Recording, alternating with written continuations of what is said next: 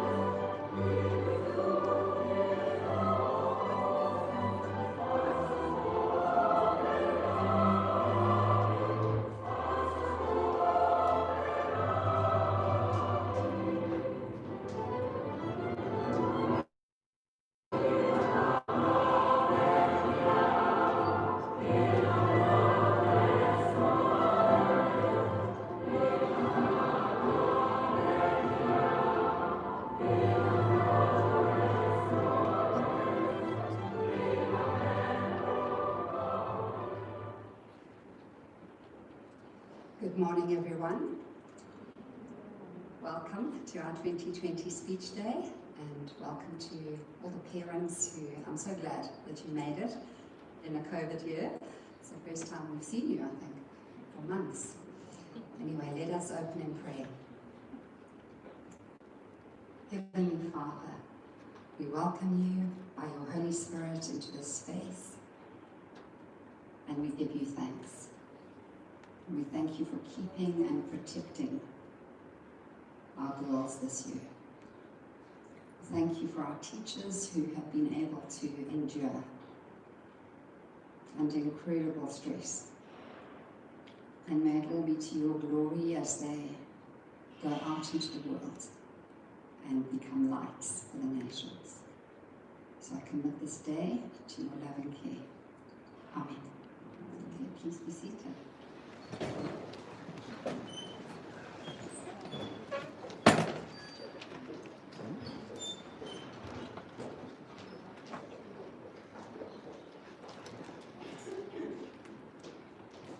The reading this morning is taken from Isaiah 40, verse 28 to 31.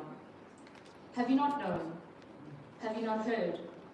The everlasting God, the Lord, the creator of the ends of the earth, neither faints nor is weary. His understanding is unsearchable. He gives power to the weak and to those whose might has increased. He gives power to the weak, and to those who have no might he increases strength. Even the youth shall faint and be weary, and the young men shall utterly fall. But those who wait in the Lord shall renew their strength. They shall mount up with wings like eagles. They shall run and not be weary. They shall walk and not faint. Here ends the reading. Please stand for the hymn.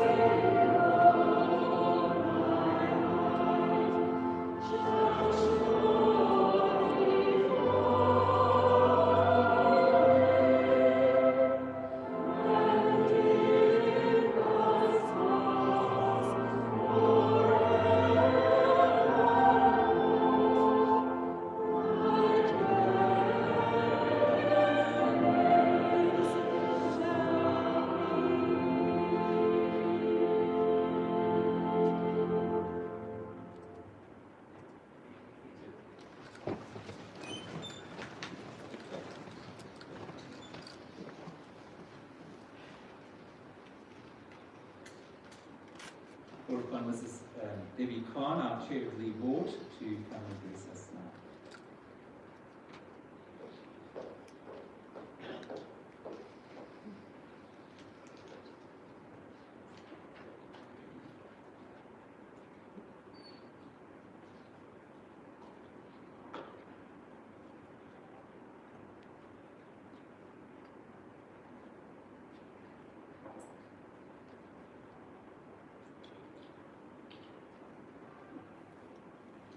Ladies and gentlemen, our grade 12 girls, staff, pupils, and friends of St. John's D.S.G. joining us via the live stream. On behalf of the Board of St. John's, I welcome you to this special event on the school calendar. In particular, I would like to welcome our guest of honor, Mrs. Mami Mtembu Fawkes. We are really delighted to have you with us today, Mami. This has been quite an extraordinary year in so many respects. But as I stand here today, I feel especially honored to lead our St. John's community in my role as chair of the board, in ensuring that we continue to celebrate our illustrious history whilst working together to further develop and enhance our liberal and progressive school.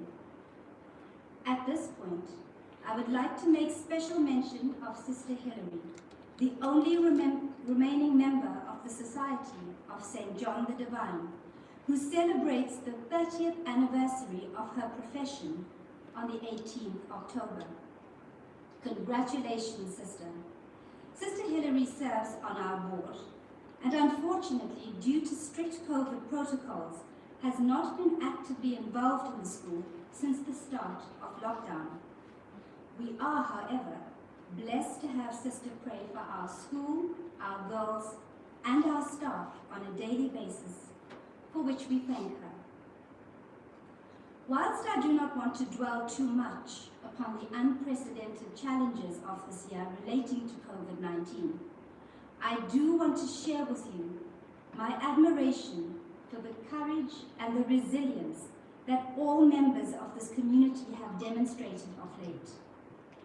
As we have reached alert level 1 and we begin to emerge from the other side of this crisis, we do so in the sure knowledge that those bonds which have been forged in adversity have only served to enrich and intensify our relationships with each other.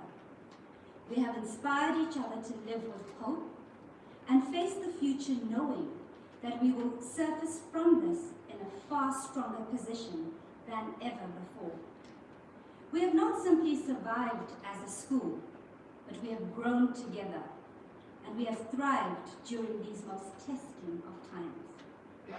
I would also like to formally thank the members of the board who voluntarily give of their time and their expertise to St. John's, more so during this year of the pandemic, when board was called upon to make many decisions. Thank you for your continued involvement and your commitment to the school. Thank you to Mr. Reg Zammit, the Vice Chair, for his wisdom, his immense knowledge and support, not only to me as chairlady, but also to the management of the school. To Mr. Johan Rickett, for his prudent financial expertise, Professor Vaughan John for his insight and guidance from an academic perspective, Mr. Anthony Chandler for his professional oversight over the current building project and many other maintenance projects, to Mrs. Robin Kirkby for her role as the representative of the old girls. This year we welcomed a new board member, Mr. Peter Smith. Mr. Smith is a past parent with a wealth of knowledge in the financial field, who has already, in his short time on board, made a valuable contribution. The curricular and academic changes that were made during this academic year have enabled us to showcase an educational offering which would be the envy of most independent schools. I am immeasurably proud of the management team and staff, and I marvel at their resourcefulness and compassionate solitude that they have demonstrated for all our children. In countless ways, they have revealed the depth of their love for the school. They have moved proverbial mountains during these recent months and have done so with grace and kindness.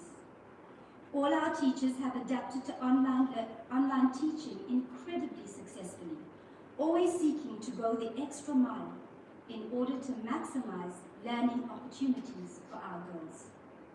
I am proud of them, grateful to them, and humbled by them. I wish to thank Senior Management Simon Moore, Petra Wiesinger, and Dean Tyson for the excellent leadership in what has been a very unusual year. Through their guidance, online learning happened quickly and seamlessly, and parents can attest to their daughters receiving the usual high standard of education, albeit remotely. On the pupils' return to school, a safe and positive learning environment was created, and we are grateful to all who were involved in ensuring that there has been so little disruption in the academic program. Special mention must also be made of the girls, who embrace this new way of learning and have emerged stronger, more mature, and more resilient. I also extend the gratitude of the board to those who do so much behind the scenes, the administrative staff, the ground staff, kitchen and support staff, for all that they do to ensure the successful running of the school, and for taking on the extra workload brought on by COVID so willingly. During difficult times, support from our parents remained steadfast. We never underestimate the huge sacrifices that our parents make in order to be able to send their daughters to be educated here at St. John's. Many of our parents have endured economic hardship of late, and your continued support for the school humbles us. It is never taken for granted, and we are honored that you have chosen to become members of our wonderful community. Your unshakable confidence and faith in our ethos, values, and sense of purpose is truly valued by the board. As chair of the board, I am placed as the custodian of this community, and it is my responsibility to serve each and every member of the school. Whilst hierarchical structures remain in terms of school leadership, this is a community firmly rooted in equality, and one in which every individual has a powerful voice. It is my hope and deepest desire that each girl who enters the gates of St. John's D.S.G. feels a sense of belonging and is able to reflect her true self. Throughout this year, following the global Black Lives Matter movement, there have been numerous posts on social media highlighting issues of racism in independent schools. St. John's D.S.G. was no exception, and several posts were made on Instagram and Facebook from various alumni. I wish to commend and thank Mr. Simon Moore for the many hours spent in taking the time to invite alumni to share their stories and experiences.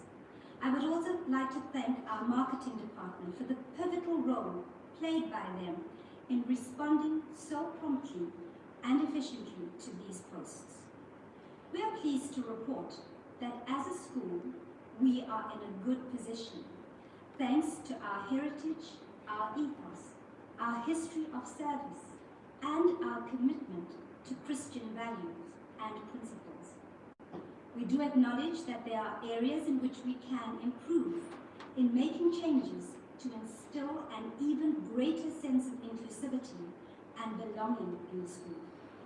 To this end, we have appointed a journey manager to assist with this process. Board pledges their full commitment to this cause and will support the school in all its endeavors.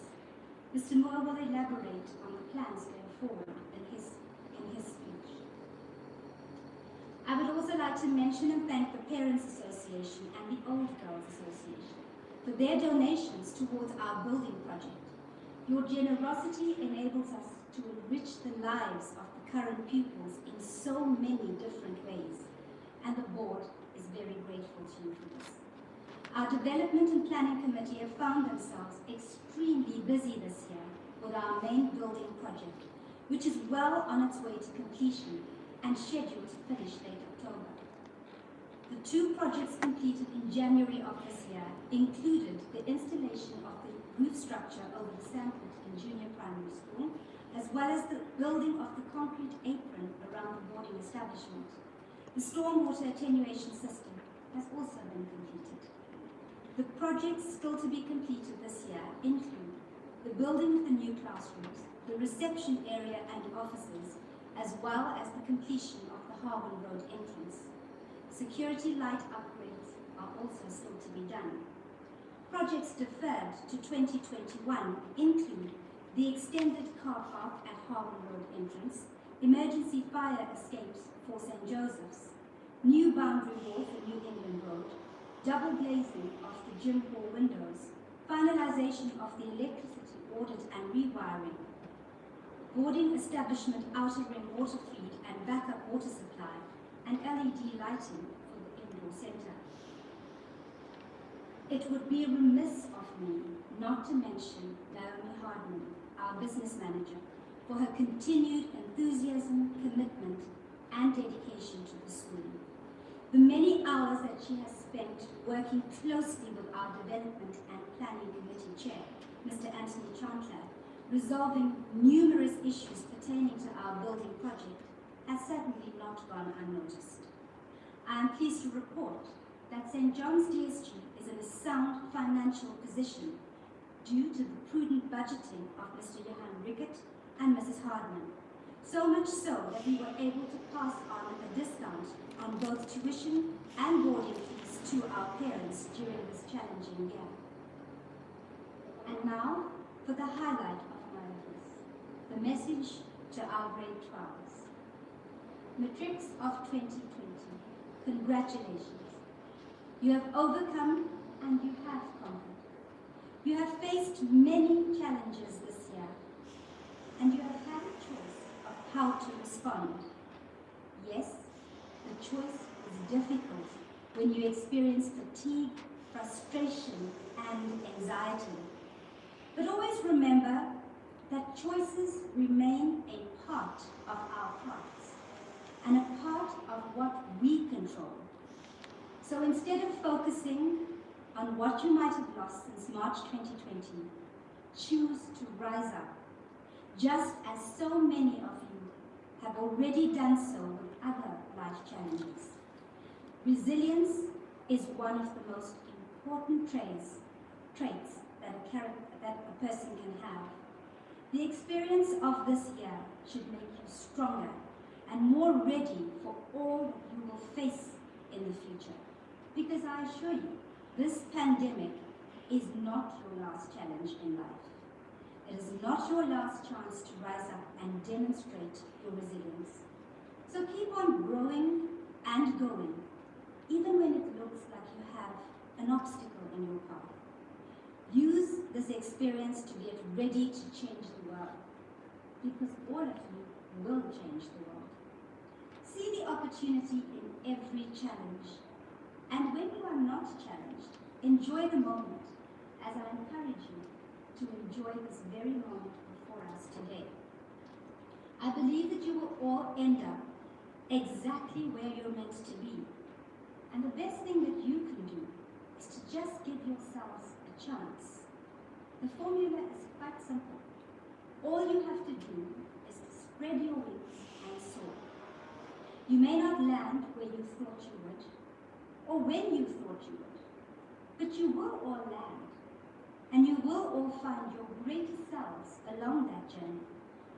When you look back, you will remember this day as one of anticipation for all that lies ahead, and appreciation for all that it took to get here. So I wish you all well for the upcoming final exams, and the very best for your studies and your future careers. Thank you.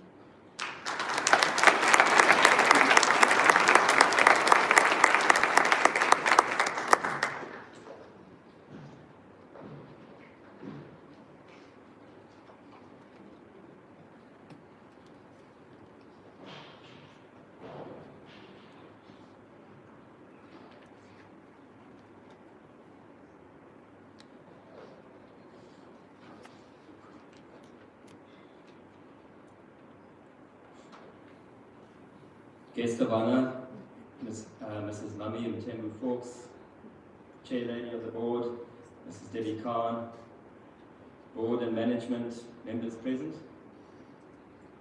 matric parents and girls, I welcome you formally to our 2020 Speech Day with a Difference. A special welcome to those who are joining us by the live stream in your classrooms or at home. As a life sciences teacher by trade, I will make many biological references today and have titled my talk, New Shoots Growing from Sound Roots. I will also make some statements about where we're at as a school, and for the sake of some boarders who may be feeling a little bombed out, I may also throw in a few biological jokes, such as this one. What did the male stamen say to the female pistil? I like your style. Picture a scene from the late Jurassic and early Cretaceous period, millions of years ago. Giant beasts roamed the earth. Massive reptile-like creatures with an array of horns, talons, shields, and rows of teeth, powerful jaws, dominated the land. The age of dinosaurs, the Stegosaurus, Velociraptor, Triceratops, T-Rex. Yet rather suddenly they died out. Possibly it was a giant meteorite impact, climate change. These impressive monsters simply could not adapt to the change, paving the way for small, furry creatures to flourish as they filled the vacated niche. The age of mammals had begun.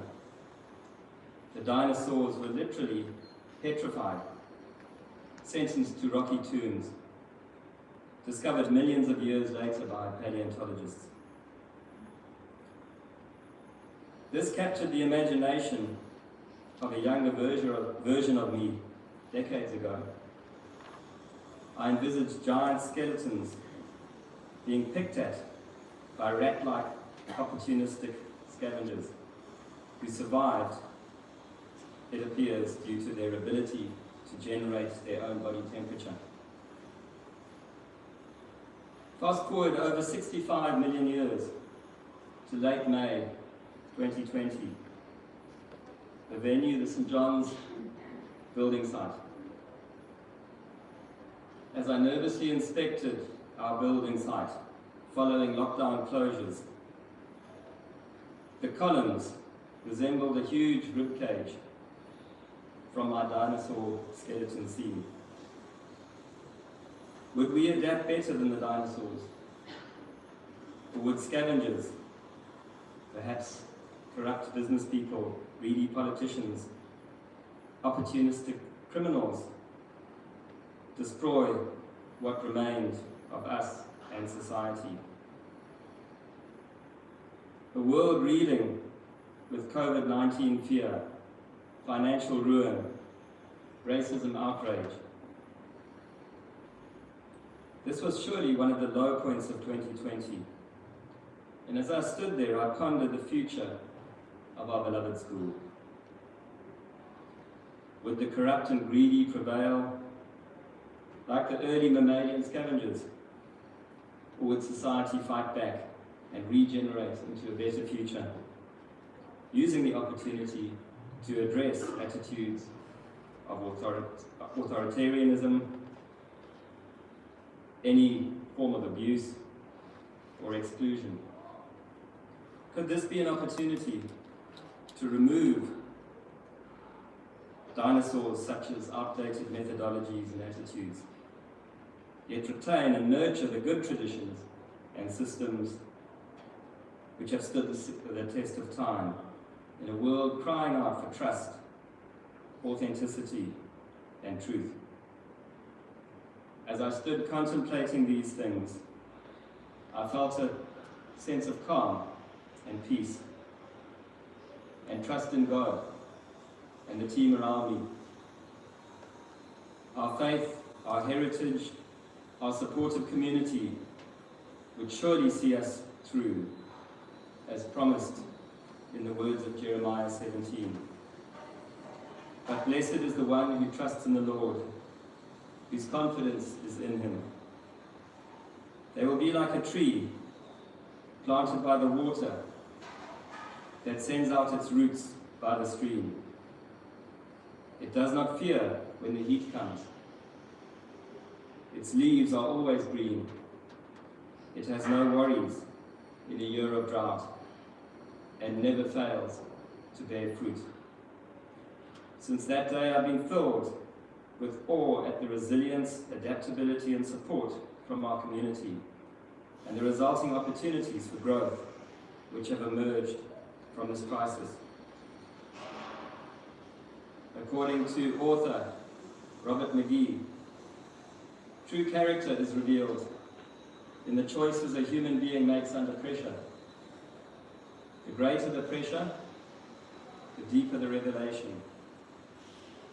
The truer the choice to the character's essential nature.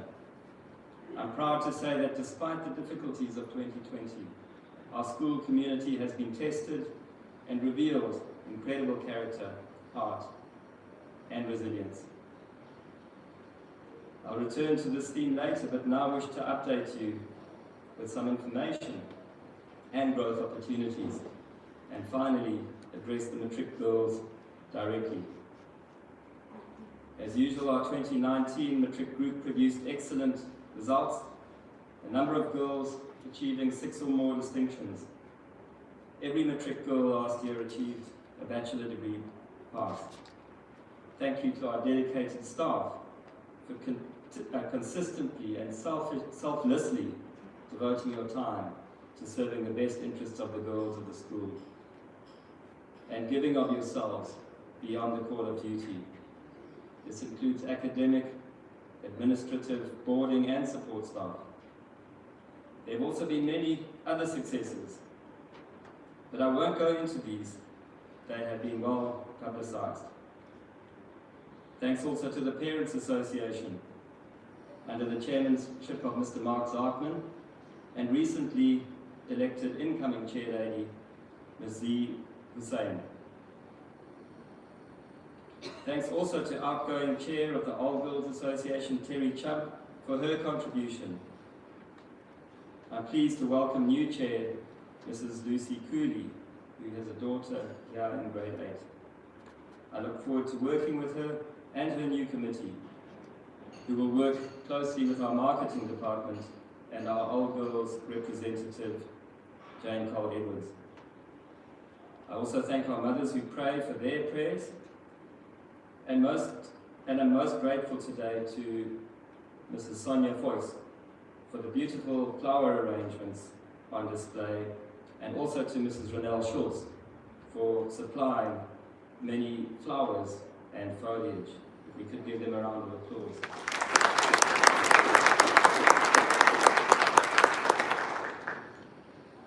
I'm most grateful, particularly this year, to our board, to Chair Lady Mrs. Debbie Khan. You continue to support me and the school whenever the need arises. I appreciate your advice and wise guidance.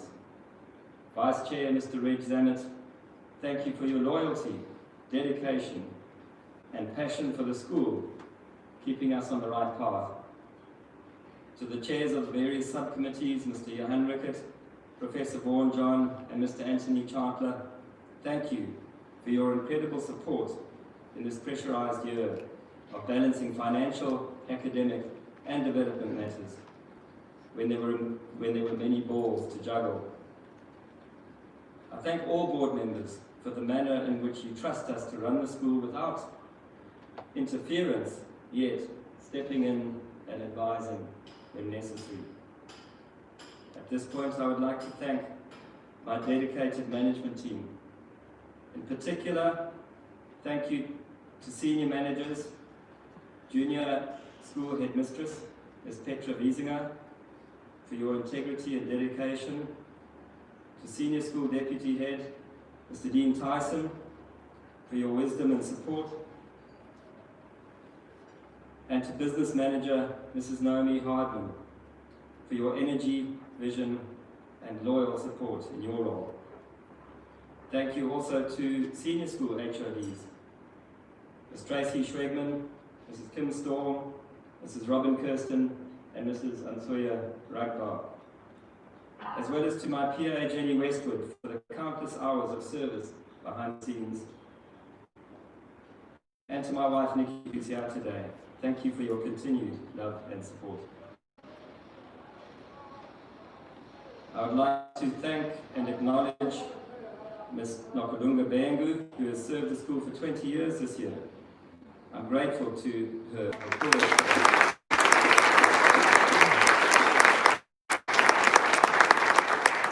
The following staff members left us this year or are leaving at the end of the year.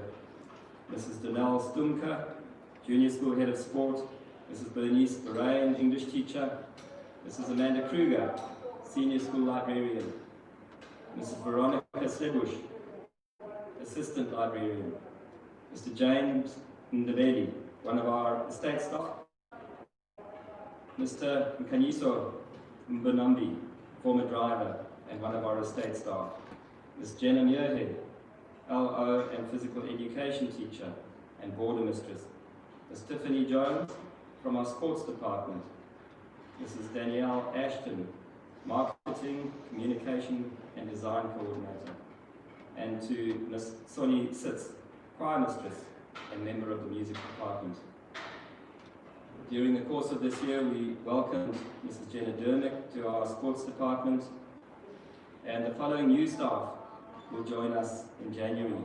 Mrs. Michelle Barnsley from GHS as English teacher, Ms. Natalie Esteves as English and history teacher and hockey program developer, Mrs. Dondeka Zuma from St. Anne's as sports coordinator, and Mrs. Karen Kerr from Hillcrest Primary School as sports performance coordinator. The following current staff will have changes to their roles or new roles in the future, in January. Ms. Tracy Schwegman continues as Student Affairs HOD, but her role will include overseeing the sports department. And she joins as a member of the senior management team officially. Ms. Nakabonga Shezi has been appointed as chapel assistant.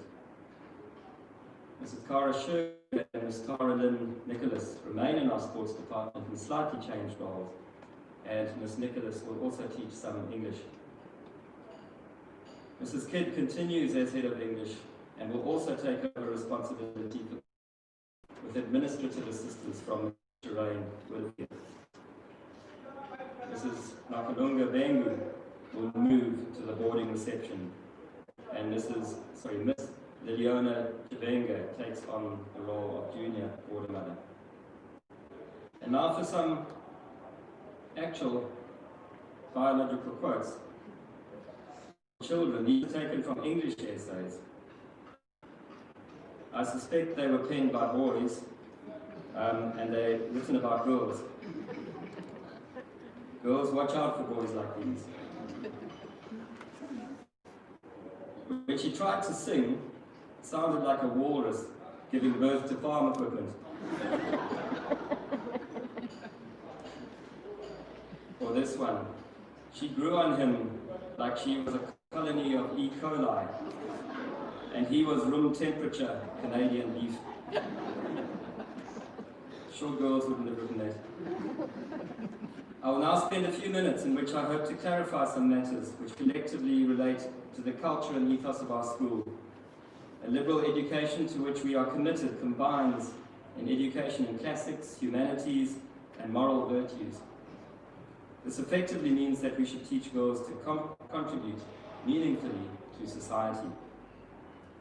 I'm confident in stating that the following are uncontested and reasonable expectations that girls and parents have of St. John's D.S.G. Excellent standards in all areas, a caring, empathetic, ethos, superior resources and infrastructure, adherence to Christian values with a balanced approach to spirituality, optimization of potential in each girl, in performance, confidence and leadership, and a commitment to ensuring that we are fully inclusive so that every girl is made to feel a sense of belonging. In order to be trusted, it is important that we are credible in these areas. It's important that we, as leaders, inspire trust. I have no doubt that in most areas we have achieved this. However, we are aware that we can still do more to further enhance a sense of unity and belonging. As Mrs. Khan has said, following allegations of racism in June this year, we appointed Mrs. Nozipo Shabalala as Journey Manager to help us understand the context of these claims and to assist us in understanding where we can improve in all areas relating to inclusivity. You will recall that she was our 2018 Speech Day guest speaker. In my recent discussions with her, she's often stressed the need to be proactive and positive in addressing challenges for the benefit of all. This involves consultation with all members of our community so that every voice is heard and valued. Following these discussions, and those with current girls, old girls, and parents, we have found common themes which will advise us in making changes going forward. Soon we will be asking girls to complete a simple, honest survey to ensure that we improve and ensure that all stakeholders are made to feel welcome here. This survey will allow girls to communicate openly and anonymously. Mrs. Shabalala will assist us in establishing an authentic, constructive process to make sure that the needs of all girls are heard and that the process benefits of all girls. When unpacking the meaning of these important factors, we need to frame this within the context of an Anglican church school. Jesus commanded us to first love God with all our hearts, and secondly, to love our neighbour as ourselves. As Christians, our focus should therefore be on love, which does not delight in evil, but rejoices in the truth. We therefore follow the words of the Bible for guidance in attitudes and decisions. The Bible emphasizes the importance of Jesus dying on the cross as a sacrifice for our sins and speaks against prejudice towards others based on who they are. Jesus censured behavior that contradicted God's ways, but spoke of love and acceptance of people. These universal principles are accepted in all healthy societies and cultures. So where does this leave us? I'm pleased to assure you that we are in a very good place as a school, and that the overwhelming majority of our current and old girls are happy. We remain very much a school of choice, so do not need to make major changes. However, we do plan some changes early next year. We will develop safe mechanisms for girls to communicate any concerns to me and the management team anonymously, should they wish. We will also be guided by our RCL and a transformation group who will help develop ideas and interpret voices. Following constructive recommendations documented by all girls, particularly we will be broadening of conversations between girls from different backgrounds, as well as staff, looking at some needed policy changes and revising a number of school rules, and to work on a code of conduct for both staff and girls. We are also formalizing a partnership with a new foundation called Amatuba, which will assist giving girls access to schools like St. John's if they come from disadvantaged backgrounds. These changes will all be geared towards ensuring that all current and future girls at St. John's experience an even greater sense of belonging in our school. One of our core principles throughout these discussions is engagement and communication with all stakeholders. And I particularly thank our matric leadership group for helping us understand during these difficult times.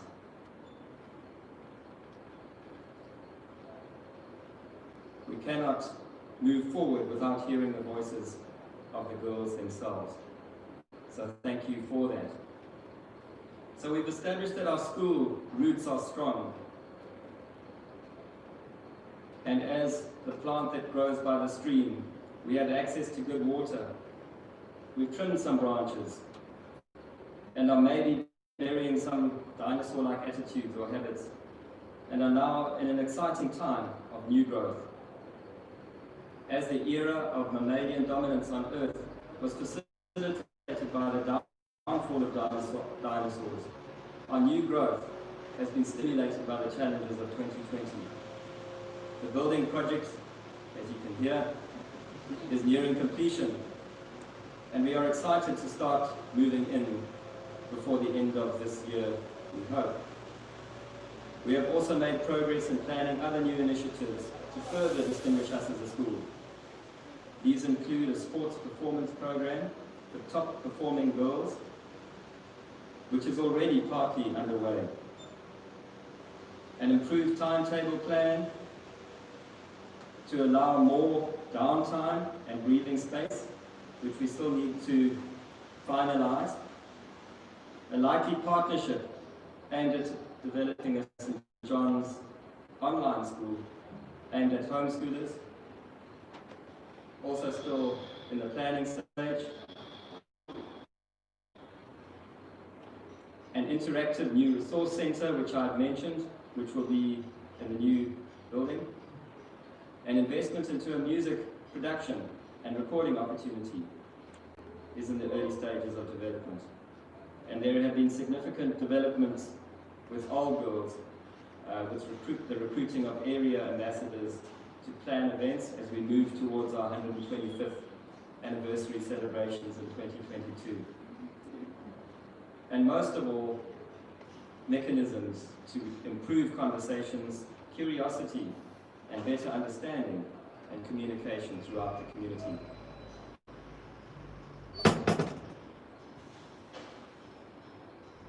Here's another biological thought or paradox. How is it that noses run and feet smell? And now my attention turns to the matrics of 2020. What a year you've had. It's been a privilege to get to know you. You were the first group of grade 7s that I interviewed in 2015 for places, in grade 8 the following year. So you have a special place in my own journey here. I've walked through many mountains and valleys with you, especially with Group 1 during a Humber. I've seen you all achieve many amazing things, and also seen many tears shed too. That is the reality of life, and I'm so proud to see you as capable young women, ready to spread your wings like eagles, and to leave the safe St. John's nest. As principal, I stand before you today like a father and release you, knowing that you are ready for life. Some of you have loved the space created by the lockdown and appreciated the independence and family time, while others have struggled with the anxiety of dealing with a pandemic and other challenges in an already stressful matric year. Overall, however, I wish to salute you as a group. You have collectively shown incredible spirit and unity, as well as courage and determination as you've taken the various trials in your stride. As diamonds are formed through conditions of extreme heat and pressure, you are already starting to sparkle like diamonds. molded through these pressures. You may not feel it yet, but in front of me, I see incredible potential. I see future leaders and pillars of a better society, and gems in the making. American academic and humorist Gina Baraka said, "It is not that diamonds are a girl's best friend, but it's your best friends who are your diamonds.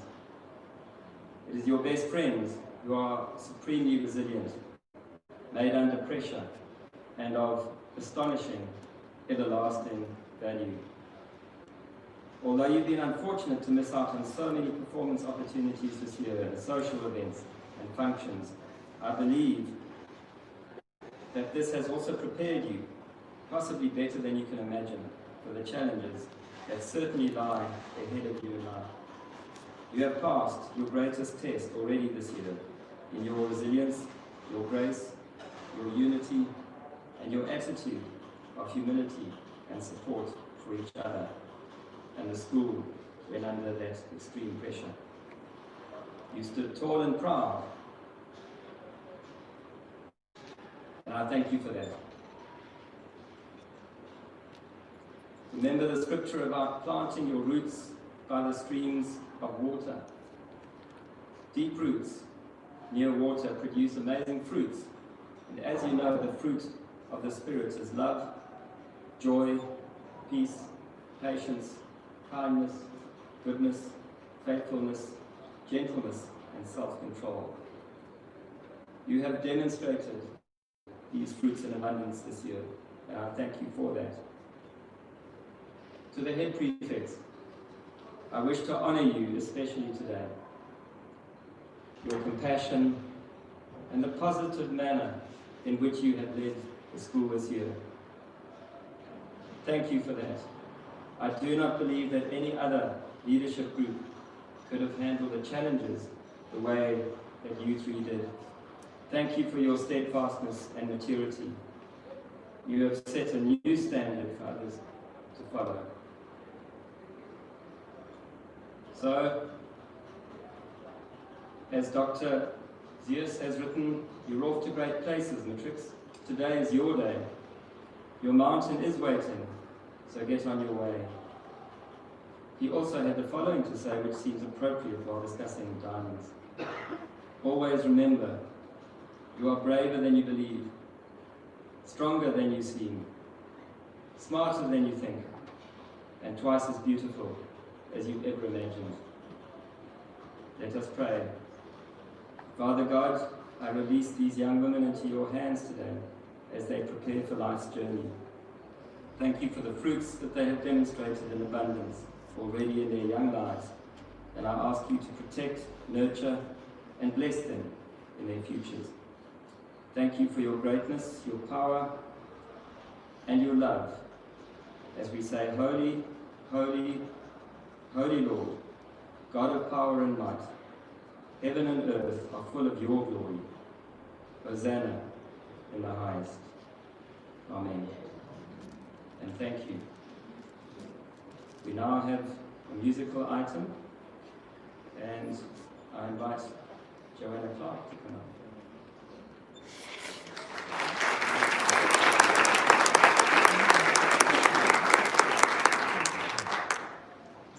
Good morning, everyone.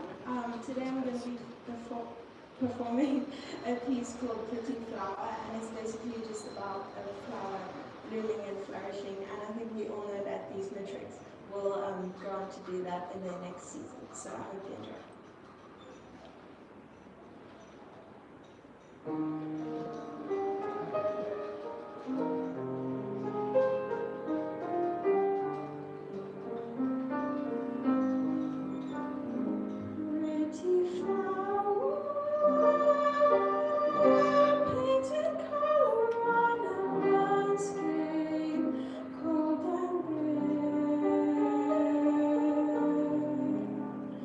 Pretty flower,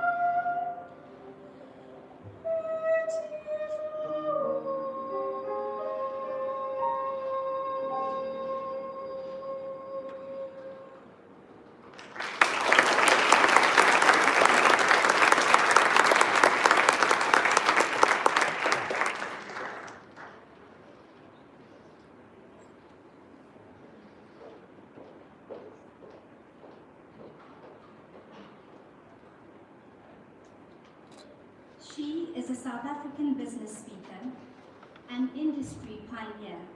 Mummy Mthembu Forbes is the epitome of entrepreneurial excellence and an example of women's ability to succeed despite adversity. The self-taught corporate striver successfully climbed the corporate ladder, having found herself in specialist, strategic, and leadership roles within the telecommunications and IT sector, including a position as Senior Sales Accounts Manager for the largest telecommunications company in Africa, as well as the Head of Business Development for South Africa's second largest internet service provider.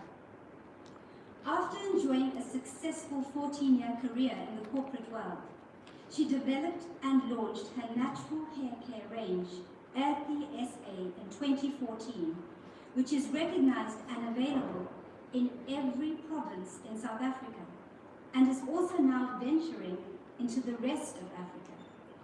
Her humble beginnings fuel her passion to empower fellow Africans into seeing the bigger picture by sharing the vision and influence that African millennials and women have on the continent. Mummy strives to subtly change the misconceptions portrayed about Africa. She loves to create a multi-generational synergy within a workplace and has an extreme passion for digital transformation and innovation. It is often said by many that hearing Mummy speak will open your mind to new possibilities and opportunities. She is undeniably an authentic speaker and a natural motivational storyteller who will immediately capture and keep the audience's attention, taking audiences on a journey through a moving life story.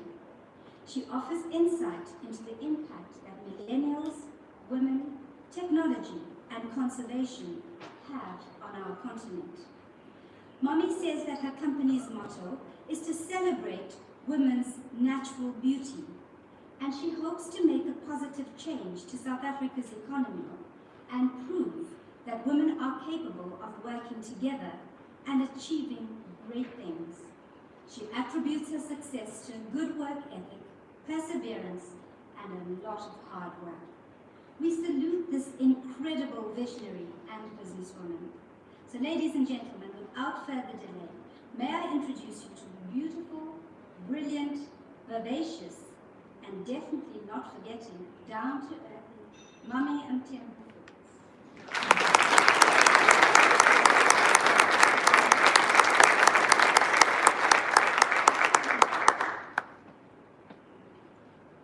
Short lady problems.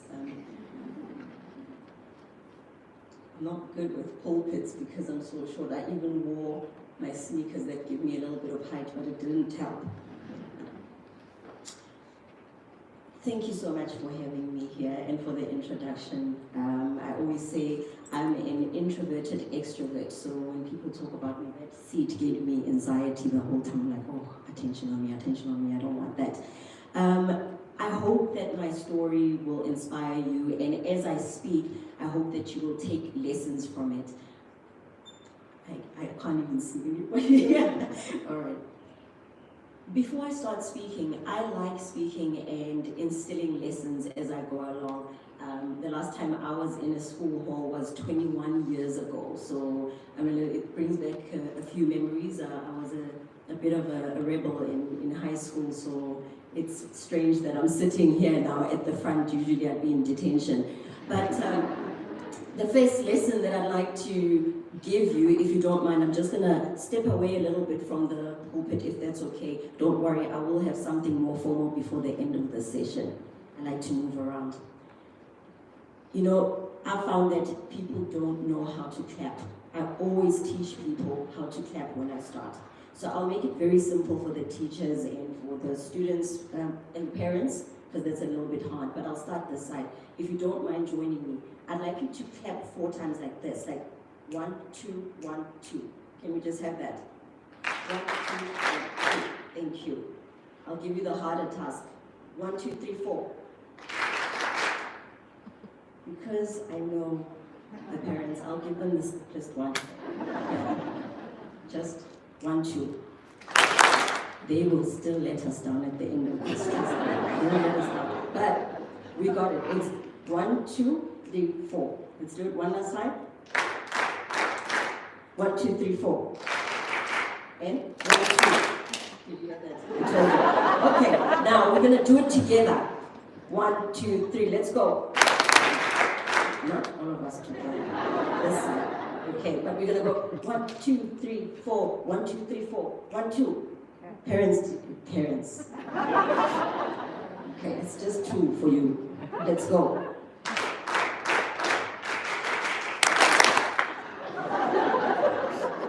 I swear to you, I'm like a psychic or something. And we'll try it one last time. Don't let us down, parents. This is embarrassing. Tonight they're going to be talking about it. One last time.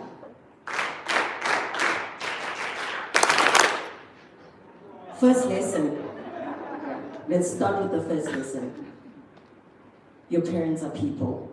They learn new things all the time. People feel uncomfortable, anxiety. I'm sure some of you are out of your element. That's the first thing that I'd like you guys to learn, is that every single person you encounter, at the end of the day, they are just human. Please remember that as you're going through life. It is important and it will serve you well. All right, let me get a little bit into my story. I have 20 minutes. I'm going to ask for you guys to keep me honest because I will talk for 25 hours if I stand here. So I'd like you to please remind me as soon as I start going a little bit too far. For the benefit of the little ones that are watching, I know that there's little ones watching in the classes, there's certain things that I'm going to leave out because I feel it's a little bit too sensitive. But I'll start here. Growing up, it was tough.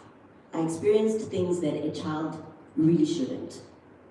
You can use your imagination. I grew up in a very, very poor environment. You know, there's levels to this thing. You know, there's poor, and then there's poor, and then there's poor.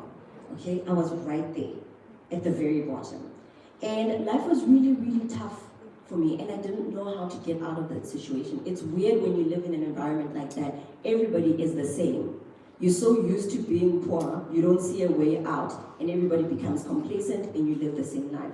I was fortunate enough to have a mom who didn't want that to happen. She invested in a decoder and made sure that I watched Oprah every day, and it was weird. Can you imagine being in a cuckoo and then you have a decoder? Everybody down the road, we're like, these guys are okay. Look at them, they think they're pushy. They don't even have a bedroom, but they've got a decoder. But that was my family situation, and I'm forever grateful because it opened up my eyes. My mom was always saying, Mommy, this is not your world. There's something beyond what you see here. And as soon as she saw that happening, she opened up my eyes and said, look, this is what's happening. This is what women are about. This is Oprah. This is what she does. And I'll forever be grateful for it. The first year of college, of university, I was going to study architecture. I was really, really excited. And my worst nightmare came to pass where I lost my mother. And instantly, I became a parent. So as I left matric, I was like, this is fantastic. I'm going to go. I'm going to conquer the world. In my first year in university, all of a sudden, I was a parent to a 4-year-old. It was tough. I didn't know what I was going to do. What do I know about raising a 4-year-old? But I found myself in that situation where I had to raise my sibling. Life was a little bit different in college. I didn't have the same experience as other university students because they were out enjoying life and I was busy thinking about life, the basics, food, how am I going to cope? So to cut a long story short, I ended up thinking, college is not going to be for me. Not because I don't want to, but because it was slow a little bit as far as finances are concerned. I had to start thinking about adult conversations, the ones that your parents have to think about and worry about all the time. I had to worry about that. So I started working. I did retail. And I remember I would get into a taxi every day and I would drive past a place called Rosebank. And they had these purple trees. I know now it's jacarandas. I used to call them purple trees. And I used to ask myself, how come everybody has these beautiful houses? There's something that I'm missing here. Something is not right. Why am I going back to the situation that I'm going back to and these houses are all there? I remember one day a gentleman walked in and he bought 3 t-shirts on sale. And he paid something like 1,200 rands, and then he still said, score. I was like, wait a second, I'm doing something wrong. I want to buy 3 t-shirts for 1,000 rand and say score, because to me, 1,200 rand, that is a meal for 2 months for my family. That's me serving my community. I needed to change the pattern. That moment, I quit my job in a retail store. I went back home, I took my baby sister, and I took her to relatives. Toughest decisions I ever had to make, but I knew that I had to do that. I left her there, and I took 50 rand, I'll never forget, 50 rand, and I took a taxi to Rosebank. And that's why I like to call the story Finding My Rosebank. I just left and I went to Rosebank. Didn't have a place, didn't have anything. So if I go to Rosebank, that's gonna happen. I was left with 20 rand in my pocket, and nothing else. As soon as I got to Rosebank, you should have seen me panicking. I was like, okay, now what happens? I've got 20 rand, I'm gonna be homeless. I got there, and there was somebody looking for a roommate. I got there, you should have seen me. I said, hi, my name is Mummy. I am looking for a roommate. Imagine, with 20 rand, I'm looking for the roommate. And this lady goes, yeah, I'm actually looking for a roommate. When can you pass? I can't pay now. I need to see first if this place works for me. She says, okay, it's fine. Go in. I was like, wow, this Rosebank thing really works. You just leave your house with 50 rand, go to Rosebank. When you get there, you've got an apartment, just like that. Fantastic. Now I need a job. I went downstairs. There was a little clubby type place there. Not my type of scene, but I had to do it. When I got there, I said, I need a job. He says, I want somebody who can be here all the time. I said, don't you worry about it. I live upstairs. You can even call my roommate. Was I lying? Was I lying? I was living upstairs. I had my roommate waiting for me. That was my opportunity. Now guys, the second lesson. Always look for opportunities. If you go outside today and think, I want to see red cars, you will see red cars the whole day. It will be in your mind. If you say, I want to see opportunities, trust me, you'll start seeing opportunities all the time. So that's my second lesson to you. Always be out seeking opportunities because they're always there. You can change your situation just like that. While I was there, guys, I hated working there. Oh, it was so bad. It was people drinking and all of that stuff. And then that was my introduction. Ooh, ask your parents. It's required. Every job requires a strategic mind. Now, what I did is I would have a big jar full of 5 rands. You know when people give you cash, like 100 rand? When you give them change, if you give it to them back in coins, they usually give you all the coins and they only take the paper. I was like,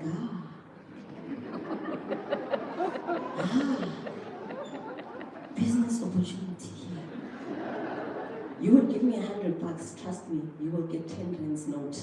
And I would go back. I had a jar and I kept it on the side. It was full of 5 rands. And everyone was like, Mommy, which job do you work at?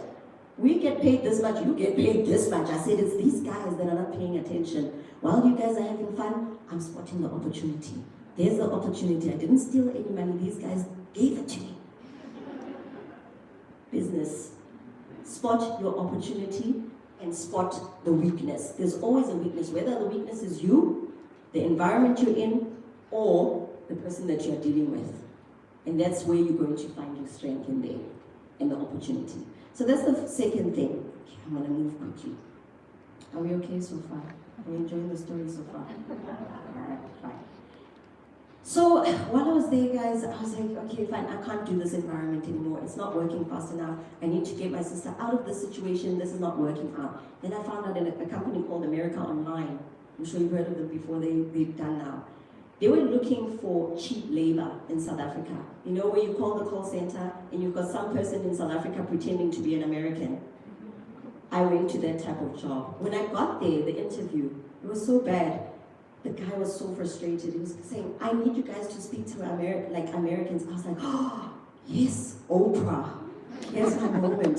And I remember I stood up, I said, sir, hold on a second. And I said, my name is Mom Temple, and I'm going to be talking to you about, I can do the accent. And I remember the guy said, you don't really have the twang, it's not quite southern, but I like your little mess. And I said, I like you too, I can do this. And he was like, okay, you're hired. I was hired just like that. I was like, wait, opportunity.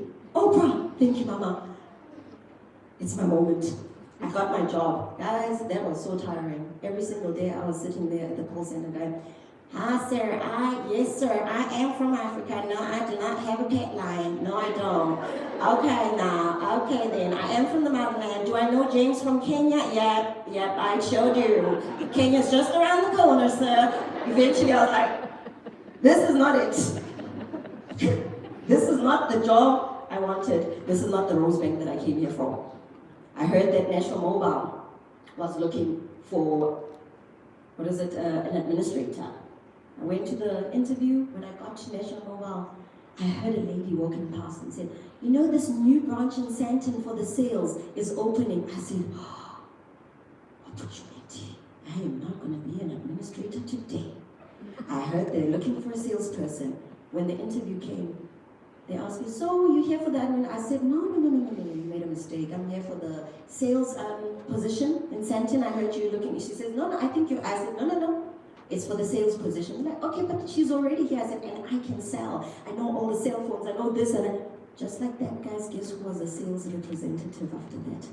I went to sales. I was in an office. I came there with a suit from Mr. Price that was tailored to the gods. You should have seen me. I was going in there. I was like, yep, I'm a salesperson. Didn't know anything about sales. Take the opportunity even when you're not ready. Okay, remember that. Take the opportunity even if you're not ready. You learn as you go along. I remember I was there, and while all the stuff that I was working with, they were busy, gossiping. You know how it is. Huh? Your parents know this. The cooler. There's a thing in the workplace called the cooler. The little water cooler. Everybody sits there and talks. They were talking there. I was like, I'm not going to do that. I'm surrounded by buildings full of CEOs, and our clients were CEOs. I said, I want to be a CEO. Every client that would walk in, it was an interview. They'd be like, Mommy, you talk way too much, eh? Every time I come in, I just want to do my business. And I'd go, yes, but tell me, how do you become a CEO? Tell me, man, Mr. Green, I'll print this thing for you, but give me some lessons, 5. And they'd give me lessons.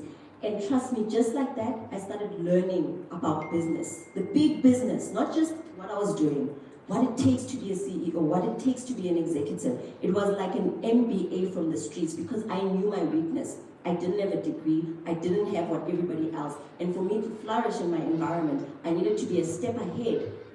So what do I have to do? I have to use my opportunity that is there. I had a guy that told me, Mommy, you know what? You need to leave here as quickly as possible. Find a way to leave. Within a year, I became a trainer because while trainers were traveling, I had never traveled, I had never been on a plane. I was like, I want to be on a plane. So I applied to be a trainer in the environment I was in. Excelled there. Okay, again, I didn't qualify to get into it. But when you get there, you need to have an extraordinary work ethic. That's another lesson. An extraordinary work ethic will get you to places where you just don't qualify. You'll get in there, not qualify, but if you work hard, you get into it. How am I doing for time? Am I okay? All right. Don't worry, I do have something formal for you. I can be serious. All right. And I went into that environment, and when I was a trainer, I remember thinking, oh, this is fantastic. I get to stay in hotels, guys. Oh, at the Hilton, they knew me by name. I'm walking, hi, Mommy, your life's at house. I go, this is the life that I've always wanted. My mom is so proud. Here I am, doing my thing. It was fantastic. And you know what grew from that? Ego. Arrogance. Oh, you should have seen me with my walk-in closet. You know when you don't know money, the day that you get it, woo, you lose your head. You don't know what to do with it. You don't even know about investing. You don't even know about property. You just sit in there, you're going, ooh, I have 10 beige shoes. That was me. I had 10 beige shoes. I buy it all. I was doing well. Everything was fantastic. And then I had this bright spark. Start your own business. You know everything there is to know about this thing. Start your own business. I went and I started my business, but what I lacked was business acumen. Go ahead and start your business, but be prepared. Make sure you've got the acumen for it. Acumen does not necessarily mean you've read something. Know more about the business and not just the skill. If every single doctor was a business person, every single doctor would own their own surgery. If every single painter was a business person, they would have their own galleries. So just because you know a skill does not necessarily mean it will translate into a business. I went out, guys, to start my own business, and then something called a recession happened. So I knew about opportunities, and I knew about weaknesses. I knew about strengths, but within something called a SWOT analysis, I didn't think about threats, things that could go wrong. I started my business. Boy, did I fail. Oh, I failed. It was so bad. I lost my house, the flashy house that I had, remember, with the walk-in closet, that one. I lost that. Carte Blanche had those guys. Do you remember them? The parents will remember this. There was a time when Carte Blanche had those guys, big beefy guys, going, yeah, we're going around everywhere and we're getting all these cars from the road, and they were chasing people. Remember, they were taking people's cars, repossession. I was one of those people. I was on the list for repossession of the car. I was on the main list. I remember one day there was a lady driving in Uno next to me, and she was dancing in the car. And she looked at me, and you could tell she was looking at me in admiration. Like, wow, look at her in a big car. I remember looking at her. I wanted to say, Klima, don't look this side. Don't look this side. The things that are happening here, the problems that I have, you don't stay in your Uno, stay without your aircon. Don't stay without your aircon. You are here. And she was looking at me on the road. She's like, yeah, she's got it going on. She's got a BMW, and it's big. I was thinking, no. Don't. Listen. Don't envy somebody else's life because you don't know what is happening behind the scenes. That person could be going to bed eating more. I hate that. I will never eat Movat in my life. If you invite me to your house and make me eat Movat, I had to eat it day, night, afternoon, living in my big house with my BMW parked outside. Okay? I knew about load shedding before load shedding was a thing. Okay. So again, ladies, it's very easy to fall into that trap. You know the Instagram life that looks flashy and fabulous? Be careful. Don't compare yourself. Don't wish to be like somebody else because, hey, they're eating more and they don't have electricity. True story. Happened to me. Before you know it, guys, I had to go back to the very same place I fought so hard to get out of. I had to go back to Soweto, go back to taking a bath in a little ndish. Some of you will know what a ndish is. Some of you have never even heard of a ndish, you will never ever experience it. I was there in the ndish, back, you know, and everybody knew my problems. Everybody knew that I had fallen. It was embarrassing. It was, oh, and you know, some wonderful gentleman or a group of gentlemen decided it's not enough that she lost her house and her car. Just before the car is taken, let's go and rob this girl's house so that she doesn't have clothes as well. So now I had no car, no house, no clothes. You can't even look good, you know? You can't even fake it in Soweto there because they're like, look at her now, she doesn't even have clothes. You're wearing the same clothes over and over. Oh man, I had to go back to corporate. It was tough because I was in every ITC list. I think some of those lists still record my name. You know, my clients will go, were you ever on ITC? I say, who was I ever on ITC? I was top 10 on the ITC list. Don't worry about it. I was right there. Okay, so eventually I had to go back to corporate. It was tough, guys. Remember, I was arrogant, remember? You mustn't forget that one. I had gotten a thing and I was at MTN. So everybody knew me because I was a trainer. I was training execs, I was training juniors, I was training everybody. I was popular. I had to go back and everybody knew my story. Ooh, they knew. That first day when I walked back in, I was like, oh. You know, I was that person sitting behind the desk going, okay, I can't even see these people. Life is not about good times only, but you can get out of bad situations. That's another lesson to remember. Okay, know about the threats. When you're doing your business plans and in life, also look at the threats. It's not a bad thing. Look at the bad stuff so that you know how to tackle them as life goes on. You writing notes? Oh. No, but things have changed. I swear to you, 21 years ago, I would not be writing notes, but that is fantastic. Basically, guys, I don't want to go on and on and on about this, but eventually I found myself back in the corporate space, and this time around, my plan, you have to have a plan. My plan was to get promoted every single year at MTN. My plan was that, and it did happen. Because when I was there, I was really, really focused. I was like, Now you've started back in this life, you need to every single year get a promotion. I did it every year. I was becoming something else. I went from a trainer to a senior trainer, from a senior trainer to an account manager, from an account manager to a senior account manager, and that happened within a short space of time, because remember now I need to recover. I'm in so much debt now. So my promotional thing needs to be very, very fast. It can't be 2 years or 3 years. So have a plan for your life. And whatever the plan is, stick to it and do not get too distracted. You know that water cooler? They're still sitting at that water cooler. I went to go visit. They're still at that water cooler. Be careful following your friends around. You might just end up exactly where they are. Okay, that's another lesson. Lastly, when I was in MTN, I've cut a lot of my story out. It's more fabulous and has more fun parts in between. But eventually I decided, you know what, I'm going to start my own business. I have this calling. I love the hair thing. And besides, you know, I was dealing hair products at work. It was not a good thing. You know, I was a senior person at work and people were coming to my desk for unofficial business. Okay? So, mommy, do you have that thing for the hair? And I'd be sitting there going, yeah, here it is underneath the table. And then, you know, management is like, baby, you're a senior here. You need to set the example. You can't be selling hair stuff. I was like, okay, maybe I need to turn this into a proper business because it's getting out of hand. Eventually, I then got a new position. Before I started my business, M-Web, I'm sure you know about M-Web, called me up and said, look, we want you to head up our sales division. We're opening a whole business unit and we want you to head it up. I went and I became the head of business development there. And we did amazing things like the internet that you see at the Lanseria airport. That was my team. We did a lot of installation, a lot of firsts in Africa. And eventually I was like, you know what, I've achieved everything that I need to achieve. The next step in corporate is something else. I'd like to start my own business. I started my business early, and guess what? I needed to start from the bottom. And I had a little table with a tablecloth because I needed to start from the bottom. But it was good because this time it was by my own terms. I downgraded myself by my own terms with nobody saying it. I remember one of my staff members saw me at a market with my tablecloth. He went, oh my, that's my boss. He was telling somebody, that's my boss. That used to be my boss. And now she's a vendor. And I said, yep. I sure am. I am a vendor. Would you like to try some hair products? Ngena mama, Puma mama, come here. Do you want to try some products?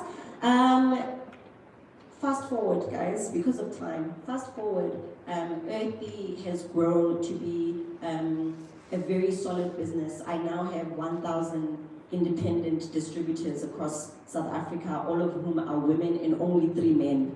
I need to do something about that, but I've got 1,000 ladies and around 3 or 4 men that are currently doing that. And within the 4th year of Earthy, I decided to go back into the tech space because it's something that I know, and started a second business, which is in strategy. So the funny thing is, the bank that came and took my car and my house is my client today.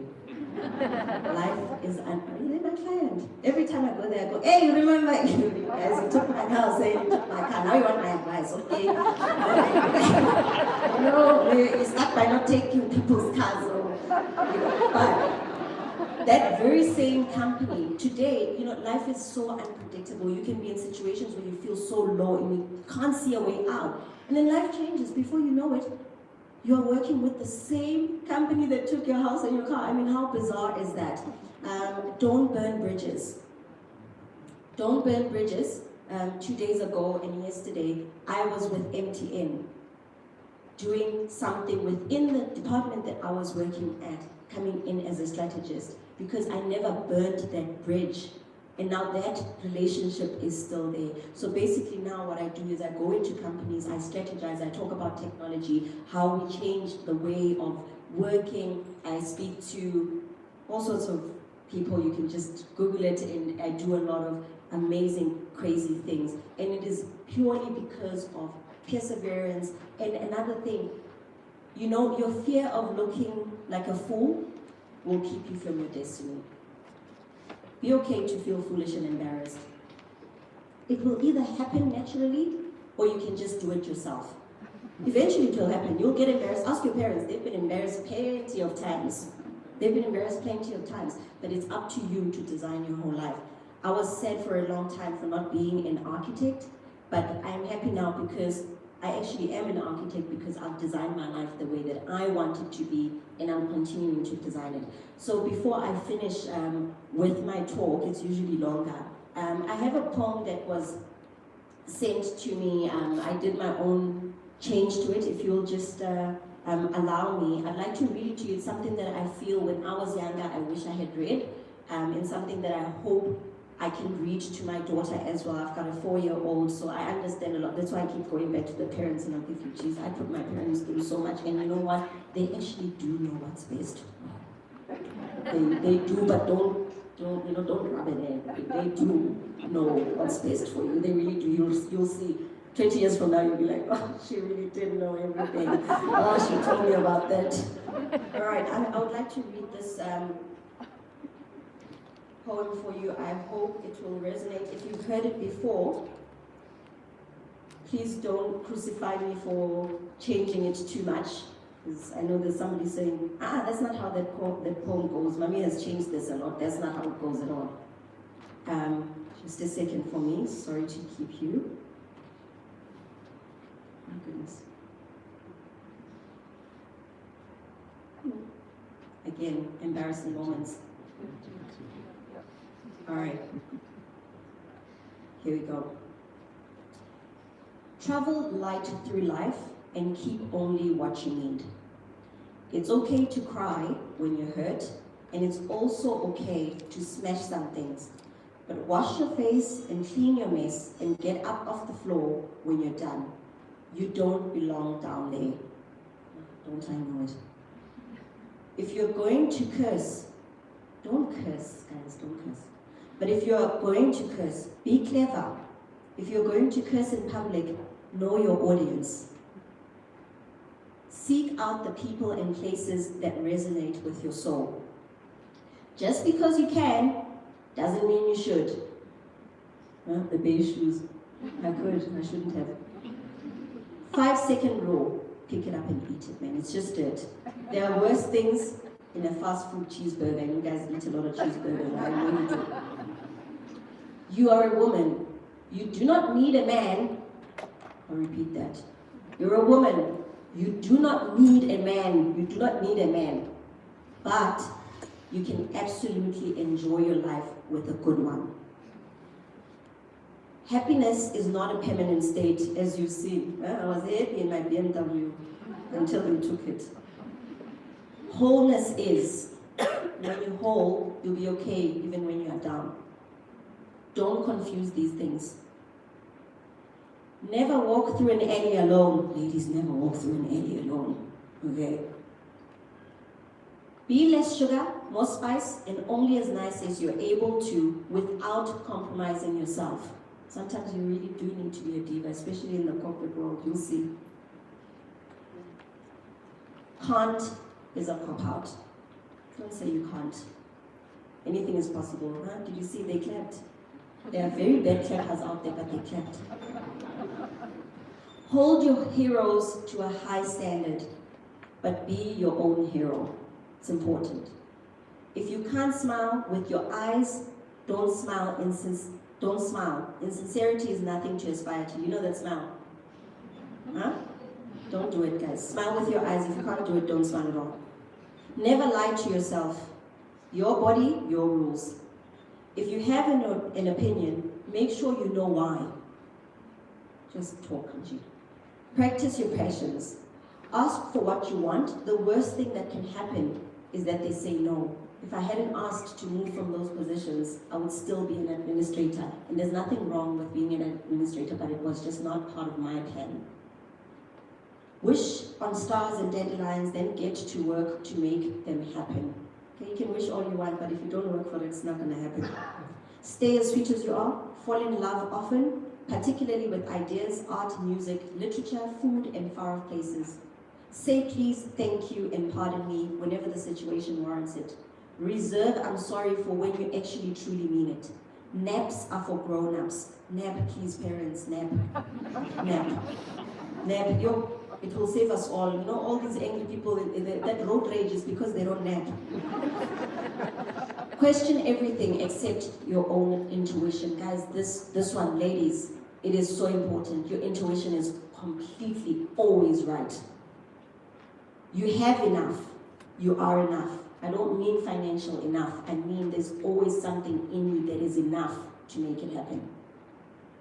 You are amazing. Don't let anyone ever make you feel that you are not. If someone does, walk away. Walk away. Friendships, partnerships, whatever it is, walk away. You will thank yourself. No matter where you you can always come back home. Yes, it was Ndishi, but at least I had somewhere to go back to. Sorry guys, I swear I'm almost done. Be happy and remember your roots. Family, and most importantly, and those you choose to be family, you'll discover this as you grow older, is everything. Say what you mean and mean what you say. Be kind. Treat others how you would like them to treat you. If in doubt, remember whose daughter you are and remember who you are. Stay true to who you are. It will serve you well, trust me. Be who you are, it will serve you well. And remember to fix your crown. Thank you very much.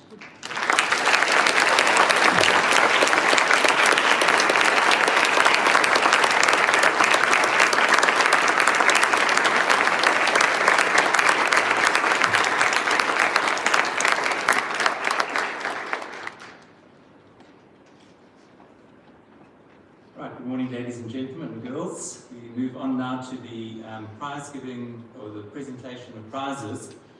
Well, 2020, I don't think I need to say any more. But despite the challenges of adapting to online school and then moving back into the classroom with social distancing and masks, this year's matrics have excelled. And I'm congratulated not only for their adaptability and perseverance, but also for the outstanding results they achieved in the trial examinations.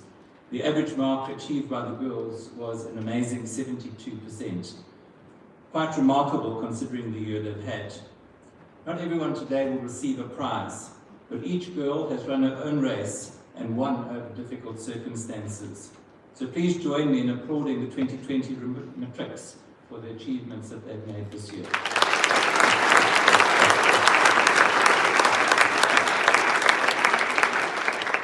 I now call upon Mrs. Ntengu Fox to join Mrs. Storm in handing out the prizes. Thank you.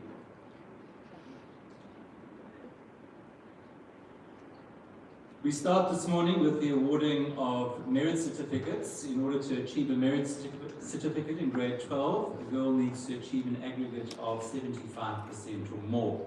There are quite a number, so I'll call them up in groups of 5.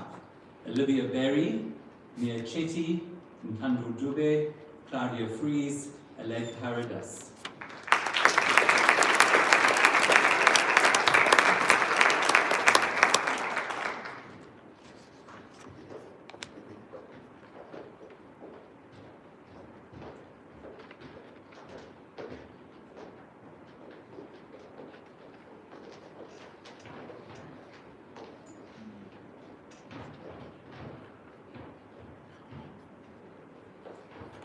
Michaela Howard, Fiona Huggins, Hayden Kilgour, Kelly Bell Pretzman, Teresa Kuhn.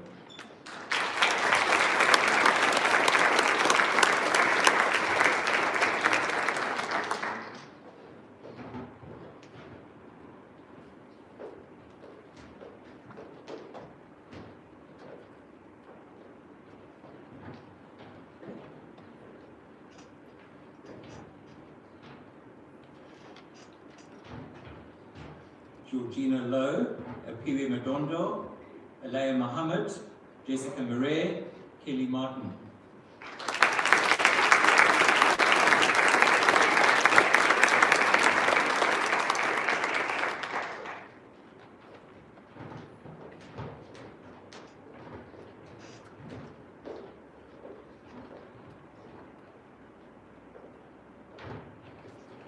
Swelopele Mfuzi, Emma Muirhead, Vanessa Junior and Lela, Nonhlanhla Sewela, Regan Walsh, and Emmy Wood.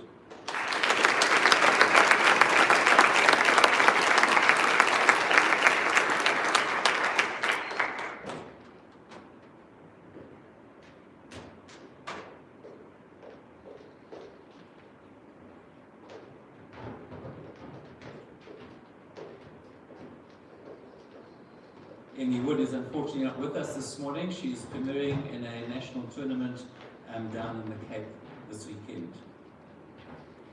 The matric subject prizes. The Price Waterhouse Cooper Trophy for accounting goes to Mia Chetty.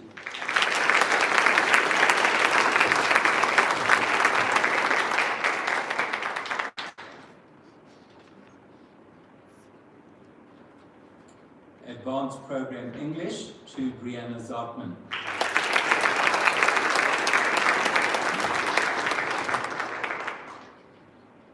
Advanced Program Mathematics, Ipiwe Madondo.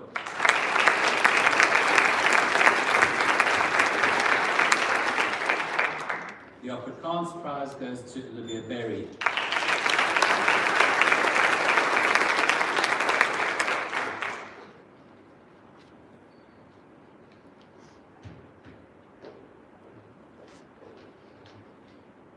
Business Studies, Jessica Murray.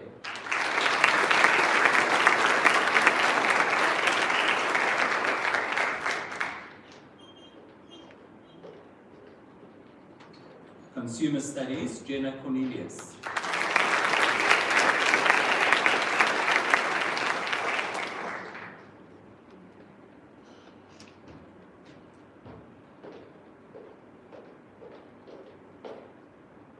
The Consumer Studies Practical Prize. The requirements for the practical assessment task involved girls providing sweet and savoury tartlets or pastries for a family of 4 as part of a picnic hamper for an open-air cinema held at a local school.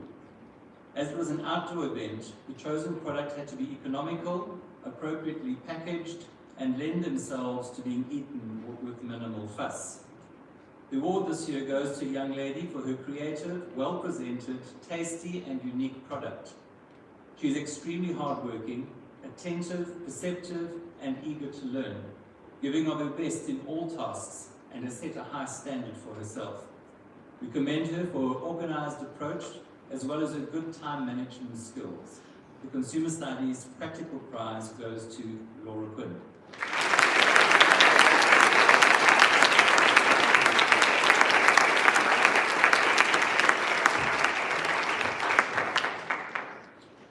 The Dramatic Arts Prize goes to Regan Walsh.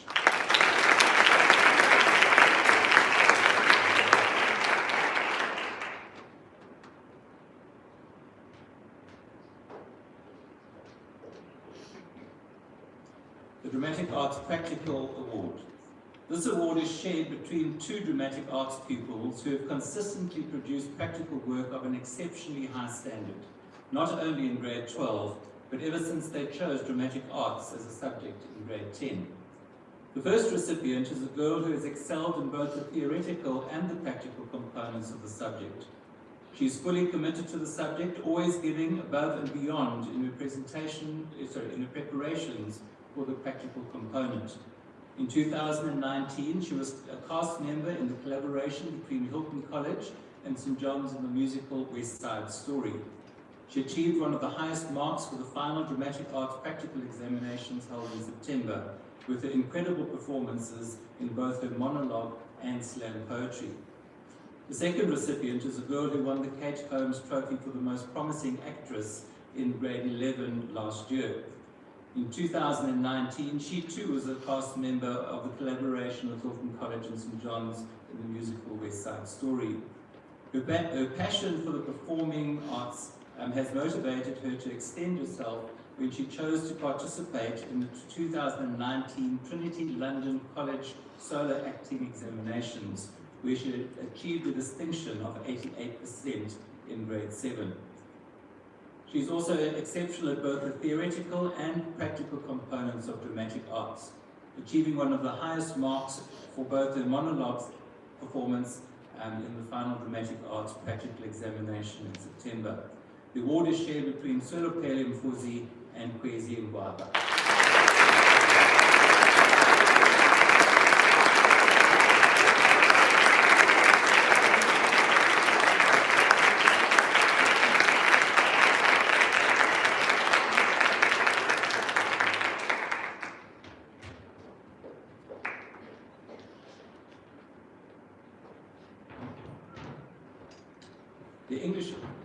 goes to Apiwe Madondo.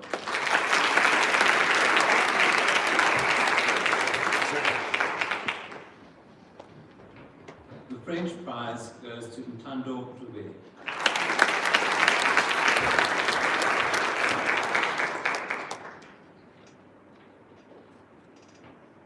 German, Teresa Kuhn.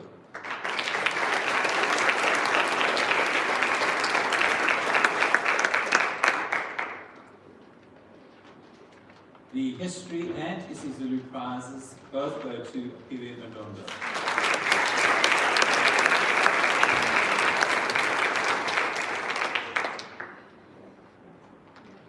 The Life Orientation prize is shared between 3 girls, Aleka Haradas, Apiwe Madondo, and Ntando Dube, all achieving 100%.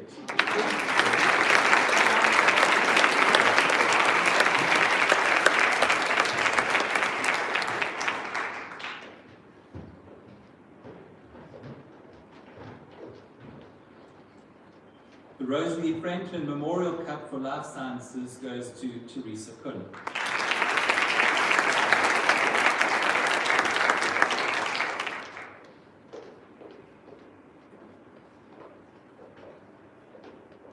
The Geography Award goes to Emma Muirhead.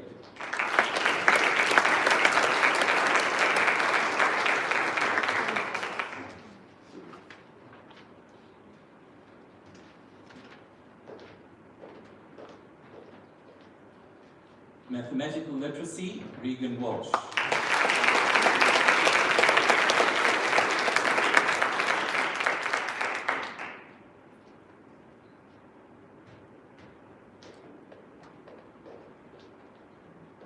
The PricewaterhouseCoopers Trophy for Mathematics, Apiwe Madondo.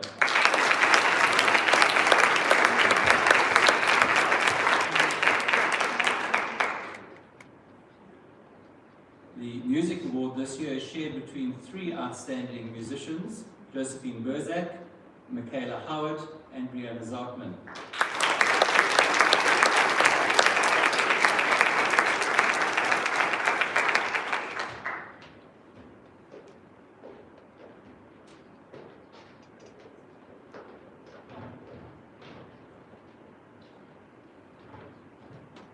The Musical Practical Prize. The recipient of this prize is an accomplished performer.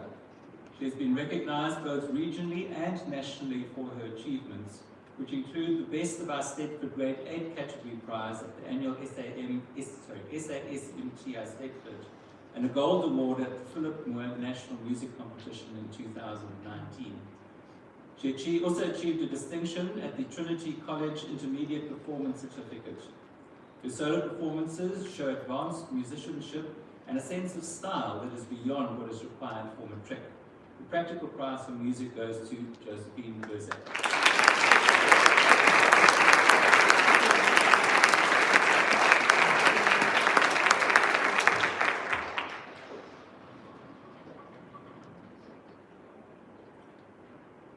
The Physical Science Prize goes to Apiwe Madondo.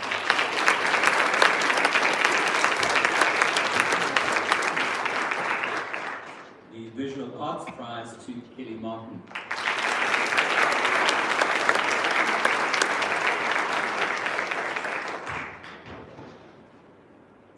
The Visual Arts Practical Prize. The girl receiving the Practical Art Prize works very intuitively and is able to follow conceptual and technical hunches confidently and masterfully. She's able to take risks and enjoys experimenting. Through beautiful drawings at all levels, she produces innovative, fresh, and aesthetically pleasing work. The award goes to Georgina Lowe.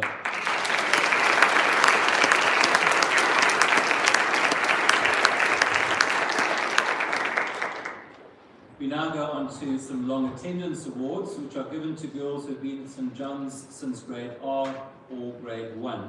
And again, I'll call them up in groups of 5. Those girls that have been with us since grade R: Josephine Berzak, Michelle Eglinton, Claudia Fries, Erin Gate, Aleka Haradas.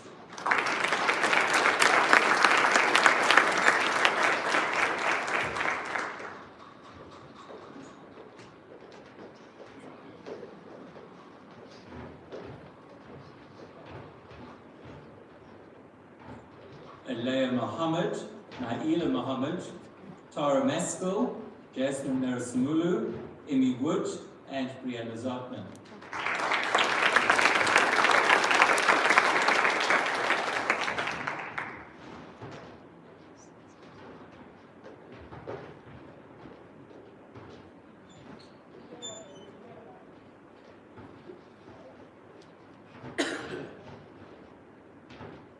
Girls have been with us since grade 1, Caitlin Hardman, Kerry Longhurst, Sage Smith, and Brenna Stewart Berger.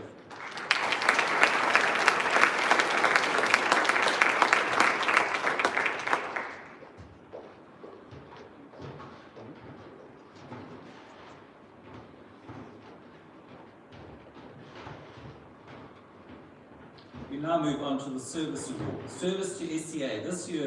The award this year is shared between two young ladies who have led the SCA. They have worked together to grow the Christian life at the school, even though the school was not in attendance. They are to be commended for their diligence. The Service to SCA award goes to Shannon Hine and Elizabeth Cook.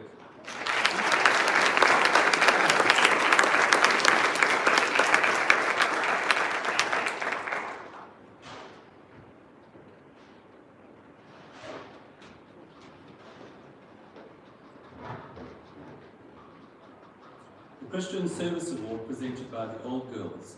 The recipient of this award has served the school diligently in chapel services through readings, prayers, and making the messages understandable for teenagers.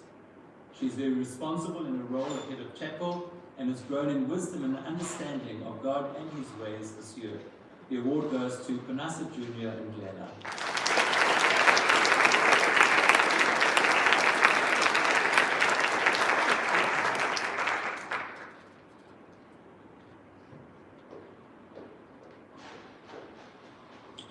The School Photography Award goes to Brenna Stewart Berger.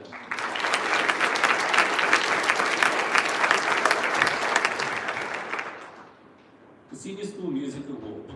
The recipient of the Francis Barker Shield is a multifaceted musician who contributes fully to all areas of music in which she's involved.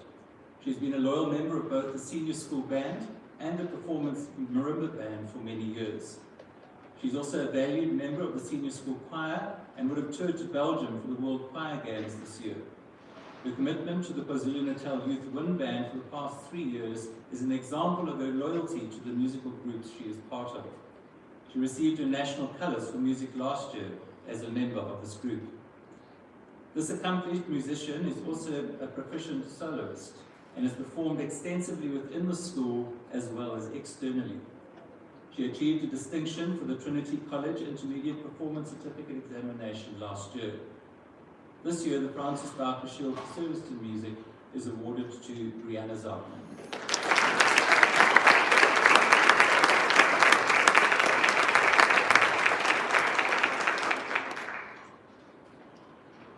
This year, the Senior Chorister Award goes to a young lady who has shown remarkable dedication to the St. John's Senior Choir. Throughout the year, she has served as a representative for the girls, bringing their ideas to the attention of the teachers, enforcing the discipline of the choir, and establishing choir etiquette and rules. She went above and beyond the requirements by attending extra practices to ensure that she would be better able to help her fellow choristers. Her devotion to the choir has been of the highest standard, and her leadership would, without a doubt, have benefited the choir during this year's World Choir Games competition if it had proceeded. This year's Senior Chorister Award goes to Swelopele Mfuzi.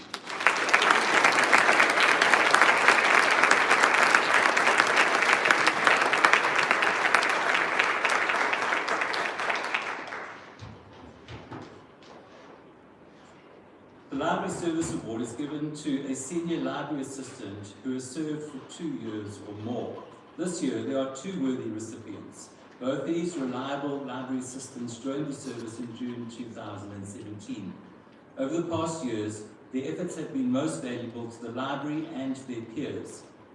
This year, these girls worked as a team to lead the Library Assistants Club and created an effective team with Mrs. Kruger and Mrs. Schlebusch. Their love, friendship, and care for the library will be missed in the years to come. The award goes to Suviyele Mtembu and Manaso Tuilelela.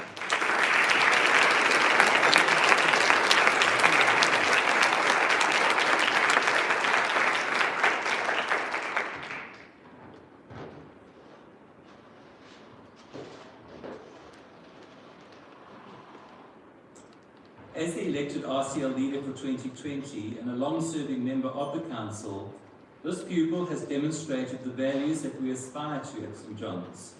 She has led in her humble, quiet way with integrity, courage, excellent organizational and administrative skills, and has effectively represented the learners in the school. Her passion for justice and equality, effective communication, and ability to remain calm under pressure have ensured that the RCL has achieved their objectives. We thank her for her service and congratulate Olivia Barry on her service award.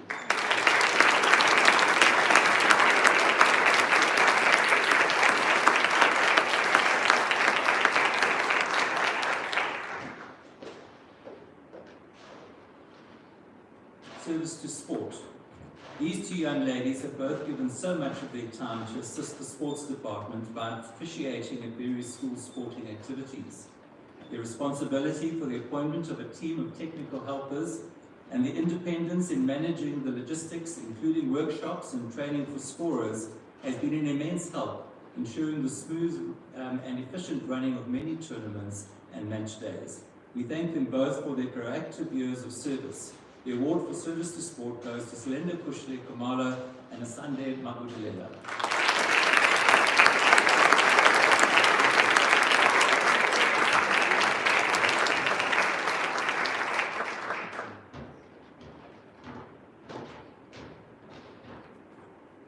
The recipient of the Gedliff Cup has gone beyond expectation in carrying out her duties responsibly and with genuine care and concern for the boarders. The door was open to girls in all grades who needed a sympathetic ear, a hug, a piece of advice, or some encouragement. She successfully navigated the difficulties with a good dose of positivity, laughter, and a ready smile when new boarding rules necessitated by the global pandemic had to be enforced. This young lady has effectively balanced her time between a busy sporting schedule, academic demands, and serving her peers, as well as the younger girls in the boarding establishment. She has interacted with the boarding staff in the same generous way. A true leader who aptly personifies the big heart in our school tagline. Her selfless service to the boarding establishment is greatly appreciated. The award goes to Mia Chetty.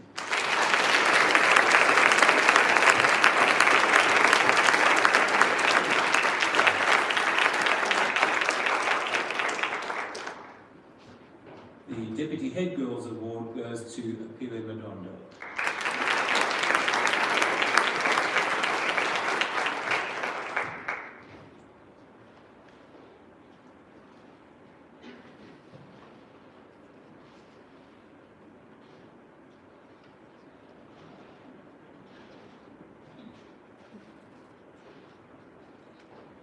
The Senior Border Prefect Award goes to Mia Chetty.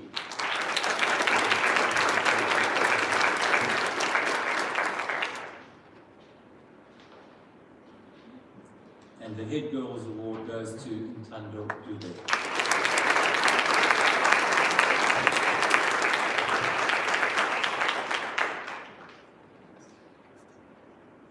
We now move on to some special awards. The Ashley Vienna Cup this year goes to a young lady who is a starting team member of the top club in the country in her chosen sport.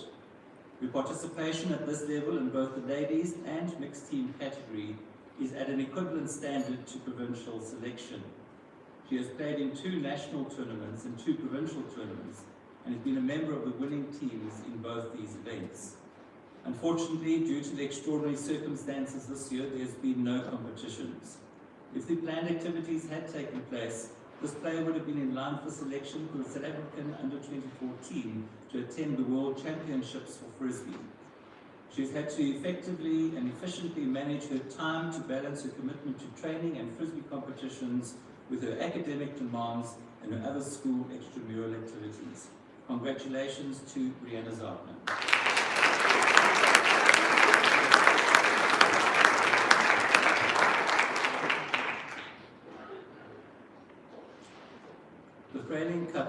sportsmanship.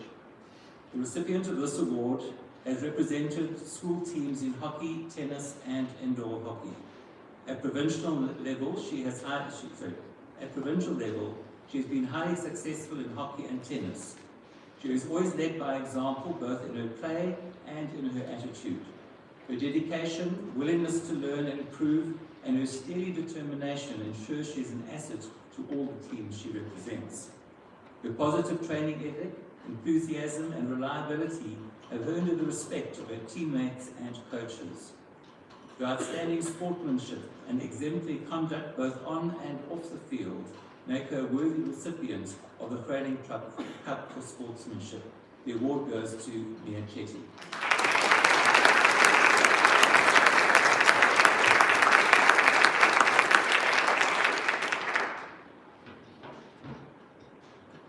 The Goodman Cup for All-Round Sporting Achievement. This talented sportswoman has represented the school at first team level in 6 sports, namely action netball, hockey, netball, canoeing, canoe polo, indoor hockey. She would undoubtedly have been selected to play in the first basketball team this year. She has had the honour of being selected to represent her province in KwaZulu-Natal netball as part of the KwaZulu-Natal netball team. She is an enthusiastic canoeist and has completed numerous races. The most notable success has been her impressive placing in the mixed doubles section of the D.S.G Canoe Marathon this year. Her commitment, excellent ethic for training, extensive participation in St. John's sport, and these outstanding achievements resulted in her being awarded her Honours Blazer for Sport this last term, and also makes her the worthy recipient of the Goodman Cup for All-Round Sporting Achievement. Congratulations to Michelle Eglinton.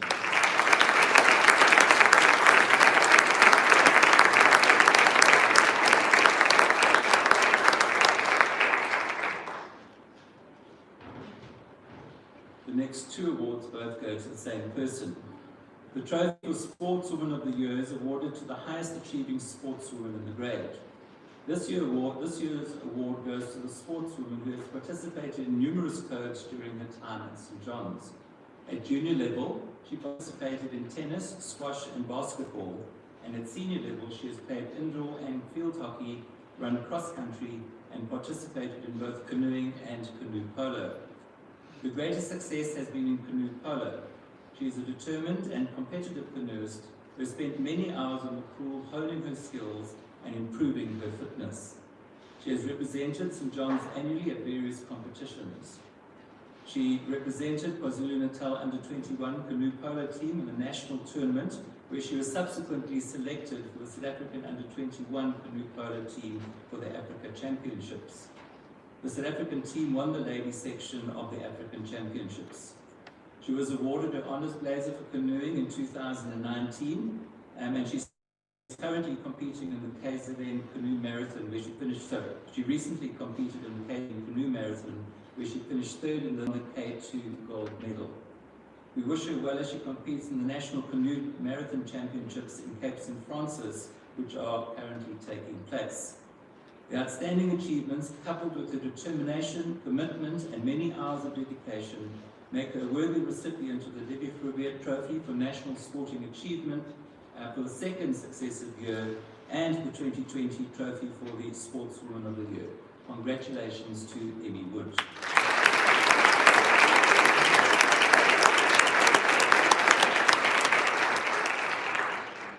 The Joanne Dalton Beatty Memorial Trophy for Creativity.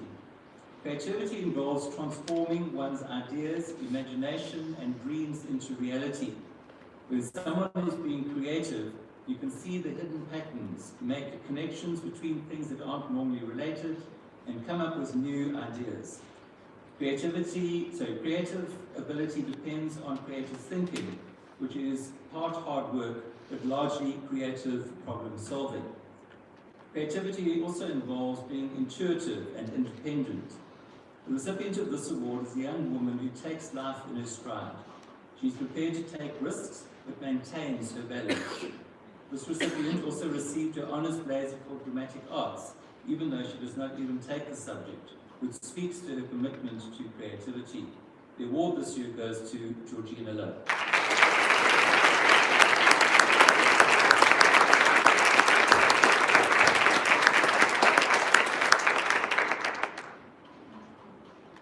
Penny Mather Memorial Trophy for Altruism.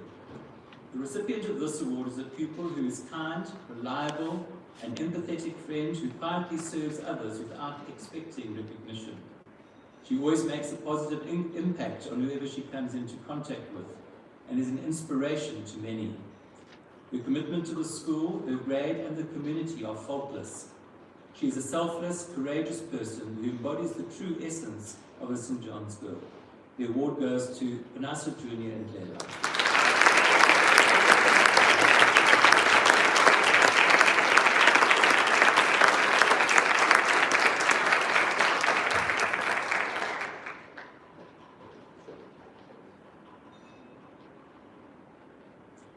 The Natalie Miller Memorial Award. This year, the award recognized the authenticity, quiet confidence of someone who is always her own person. Her diligence and determination have led to academic excellence, but she is even more respected for her dignified, gentle manner and emotional maturity. She listens attentively, processes what she hears compassionately, and responds with integrity and sensitivity. This year, she has ably led the Representative Council of Learners. We take pleasure in congratulating Olivia Berry as the recipient of the Natalie Miller Memorial Award.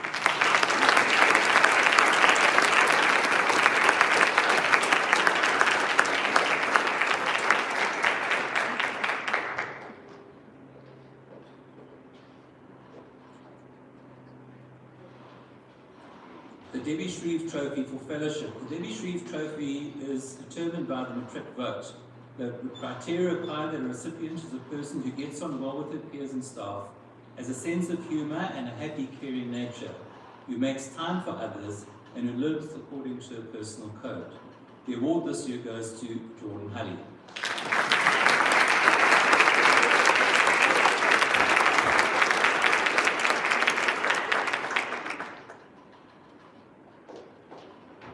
The Principal Award this year is shared between two deserving candidates. The first recipient is a young lady of impeccable integrity, humility, and wisdom. She always cares for others in a calm, sincere manner and serves the school in so many ways. The effect on other girls due to her gentle, principled manner is significant. She has a sound faith and lifts the spirit of others.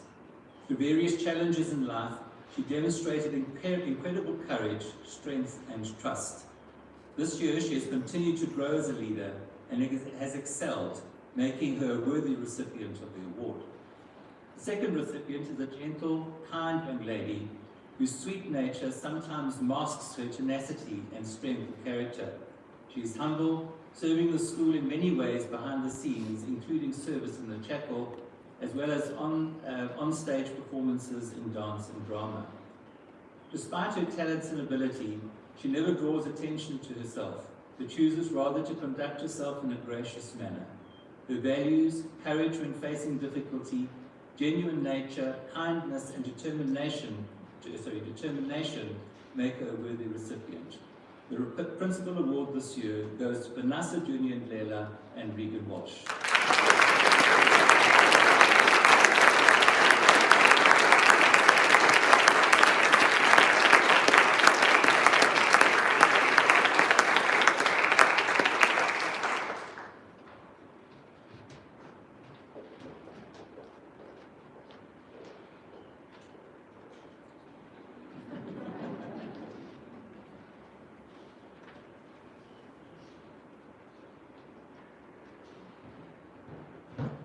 The St. John's Cup is the school's premier award, given to a student who, in particular, has behaved with personal dignity, shown genuine concern for the school and for others, and has a true sense of responsibility.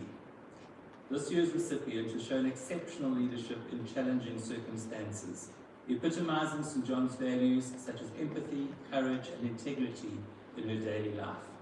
Her sensitivity, insight, and ability to process information and express herself honestly and succinctly have enabled her to communicate effectively with all members of the school community. With her matric leadership team, she has been an instrumental force in the journey towards making St. John's a school where everyone feels they belong. Her keen sense of justice is admirable, as is her deep compassion for the needs of others.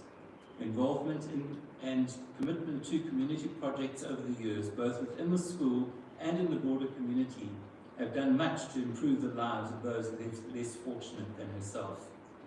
Her determination has led to success in the academic, sporting, cultural, and leadership fields during her time at St. John's.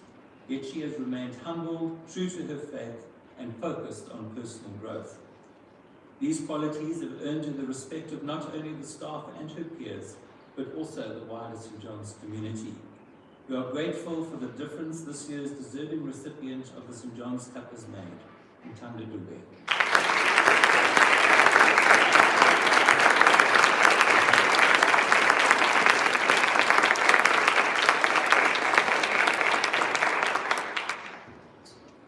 The GEM Award. This year's recipient has proudly, creatively, and passionately served St. John's in various forums, including the prefect body, the RCL, Curious Conversations, and inter-school social awareness events. Her work as Gen chairperson this year made a tangible difference to other young women as she has grown in confidence in this role. She is a gifted wordsmith and critical thinker who often shares insights that extend discussions. She cares deeply about the state of the world and the necessity of educating oneself in order to make a difference. A bright future awaits this young change maker. The GEM Award recipient is Monhlanhla Sowela.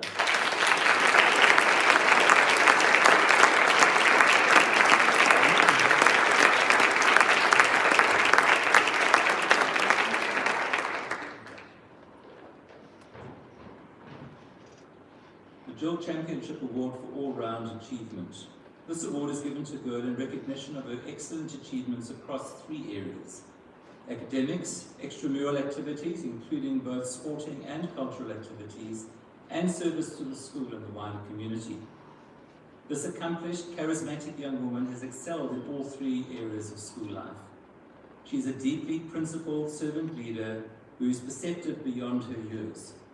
She has the enviable ability to listen to discussion and then aptly and succinctly sum it up in such a way that everyone understands. Second to none in the academic sphere, she is a scholar in the best sense of the word, a deep thinker and keen reader with a curious mind and an eagerness to learn. This has led to considerable success in the humanities activities such as public speaking and debating, as well as meaningful social awareness and outreach involvement. She is a talented and self-disciplined sportswoman who has represented the school at first team level in hockey, indoor hockey, basketball, and soccer. In addition, she has been selected for the KwaZulu-Natal hockey team throughout her high school years. Her ability to maintain balance in life is deeply admired, and she is highly respected by her peers and staff. She has a wonderful sense of humor and a capacity for fun. Despite her extraordinary achievements, she is self-deprecating, gracious, and empathetic. We are proud to award the Jill Championship Award for all-round achievement to Apiwe Madonna.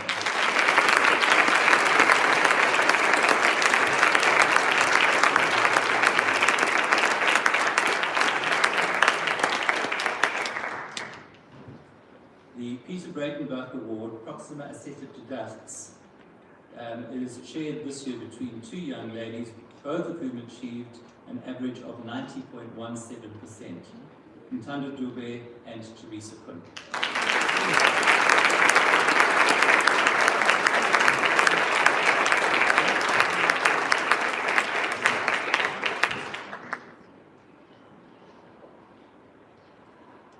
The Abbott Cup for Ducks, together with the Ducks Award bursary from the University of Pretoria, valued at 10,000 Rand, with an average of 93.67%, goes to Apiwe Madonna.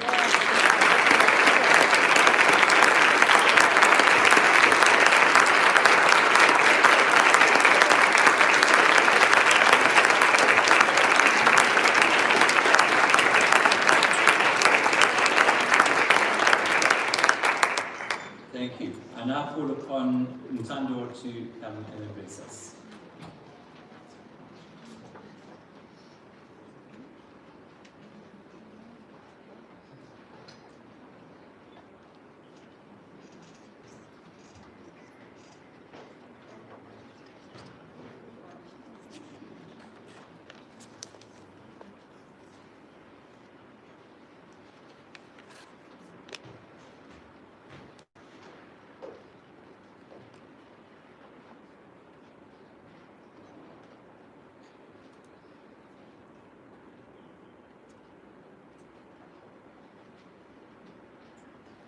begin? Okay, I'm a bit short. Good. Before I begin my address to my peers, I'd like to extend our gratitude to Mrs. and Team Fox. Thank you for coming down here and giving us such an amazing talk. As you observed, I was taking notes. We truly do appreciate it, and I do believe that we'll take some of the key points that you mentioned into the next chapter of our lives. We truly are appreciative, and I do have a request. We heard that you have a hair care line, and so up here, and I would really like to offer, to be ambassadors, partly on like a shorter, so we're seizing the opportunity here, taking what you said into consideration. But with that said, I just really like to give you this gift as a token of our appreciation on behalf of the St. John's community. Thank you.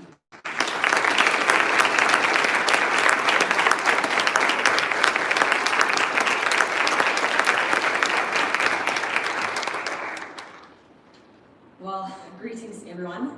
Greetings to Mrs. and Tembu Fawkes, to Mrs. Khan and members of the board, to Mr. Moore, to the staff, to our parents, to all those attending our prize giving virtually, but most importantly, to the matric class of 2020. Horace once stated that adversity has the effect of eliciting talents, strength, and courage, which in prosperous circumstances would have lain dormant. In our case, COVID-19 has had that effect. For some, COVID has strengthened family relationships and friendships, whilst for others, it has been a time of renewal and self-actualization. For some, COVID-19 has provoked a newfound love for cooking, not looking at anyone in particular, Claudia Fries. Whilst on the other hand, others, namely Kerry Longest, have come to learn that jik and bleach are actually the same thing, and that they're actually not two different household products.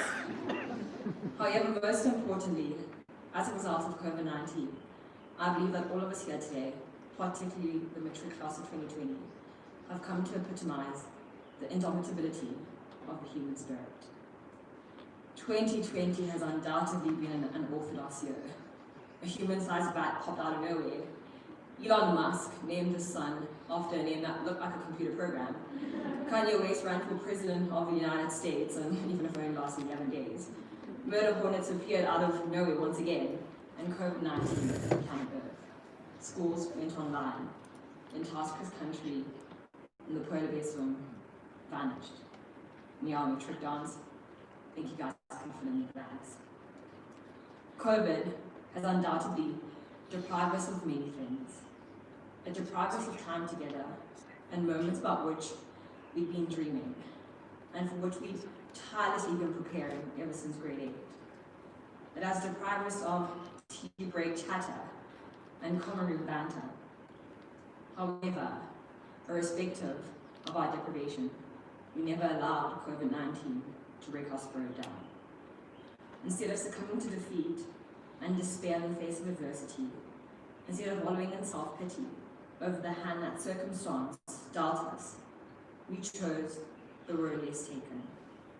We, as the matric class of 2020, chose to accept things as they were, not because we were content with them, but rather because we recognize that acceptance is not a sign of resignation, but rather the first step towards overcoming the consequences of any misfortune. Moreover, we recognize that we had to let go of the life that we had planned, so as to accept the one that is waiting for us. We simply adapted. But that adaptation would have not been as smooth, would not have been possible without various support systems, both in and outside of the school. And so I'd like to extend my thanks to Mr. Moore, Mr. Tyson, and Ms. Schwedman. I might have to say that. To Ms. Schwedman. Thank you all for being voices of reason, support and motivation during these trying times. To Mrs. O'Connell, thank you for the daily exam motivation.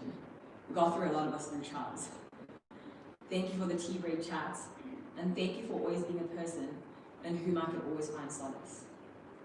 To the staff, thank you for your unwavering dedication to our studies, our well-being, and ultimately, our success. To the support staff, I thank you. I know most of you are innumerable. I thank you all for your contribution towards my life. I thank you all for making me the woman that I am today. To the prefects and the matrics of 2020, I thank you for being pillars of strength, comfort, and wisdom to Aphiwe, Mia, and myself. To Aphiwe and Mia, sorry. I thank you for being leaders that I can look up to, but most importantly, leaders that I'm honored to have served. And lastly, to my family. Am I gonna say that? Sorry. Where do I start? You know, there's a saying that says you don't choose your family. They're God's gift to you. Thank you, Mr. Tyson. You don't choose your family. They're God's gift to you. And boy, was I blessed. Thank you for your love. Thank you for your support. Thank you for your words of wisdom and encouragement. And thank you for the sacrifices that you've made for me. Without you, I wouldn't be where I am today. Sorry. And so in my closing words, the matrics of 2020. As we go out into the real world, yes, that's what our parents call it, is the world that we're currently living in isn't actually real. As we go out into the real world, the world that will test us, a world that will have bumps and potholes along the road, I implore you to remain resilient, no matter the circumstance. That spirit that you had this year, that unconquerable and indomitable spirit that you had this year, keep it, never lose it. Use it to inspire all those that you meet next year. Use it to change the world. But most importantly, remember that no matter the circumstance, you are the masters of your fate. You are the captains of your souls. I'm proud of you. I'm proud of the ladies that you've become. I'm honored to have met you. I'm honored to have known you. I'm proud of who you are, and I'm proud of who you'll one day be. And just as I am proud, I'm sure that your parents too are proud. Today, they're extremely proud of you and all that you've achieved. In actual fact, I think that today might just be the day that your parents might be willing to do anything for you. And so, in closing, in the words of a dear friend, I think today might be a pretty good day to ask for money.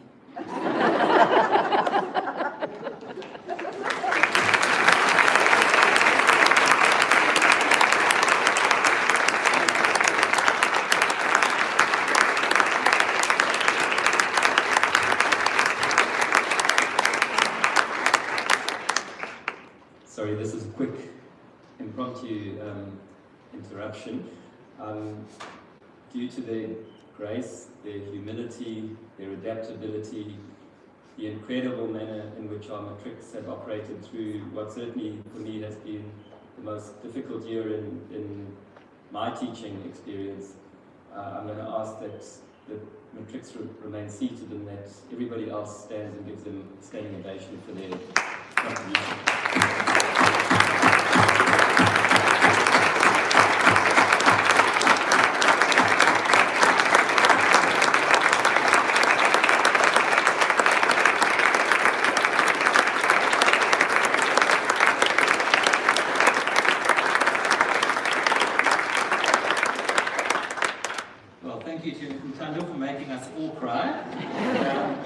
Conclude this morning's ceremony with the singing of the school song and the national anthem. And if we could please remain standing after the national anthem as the stage party leads and as the matrics lead out to Gladiana's Igatur. And parents are invited to join your daughters in the drama room for some tea and something to eat. So let's stand, sing the school song and the national anthem.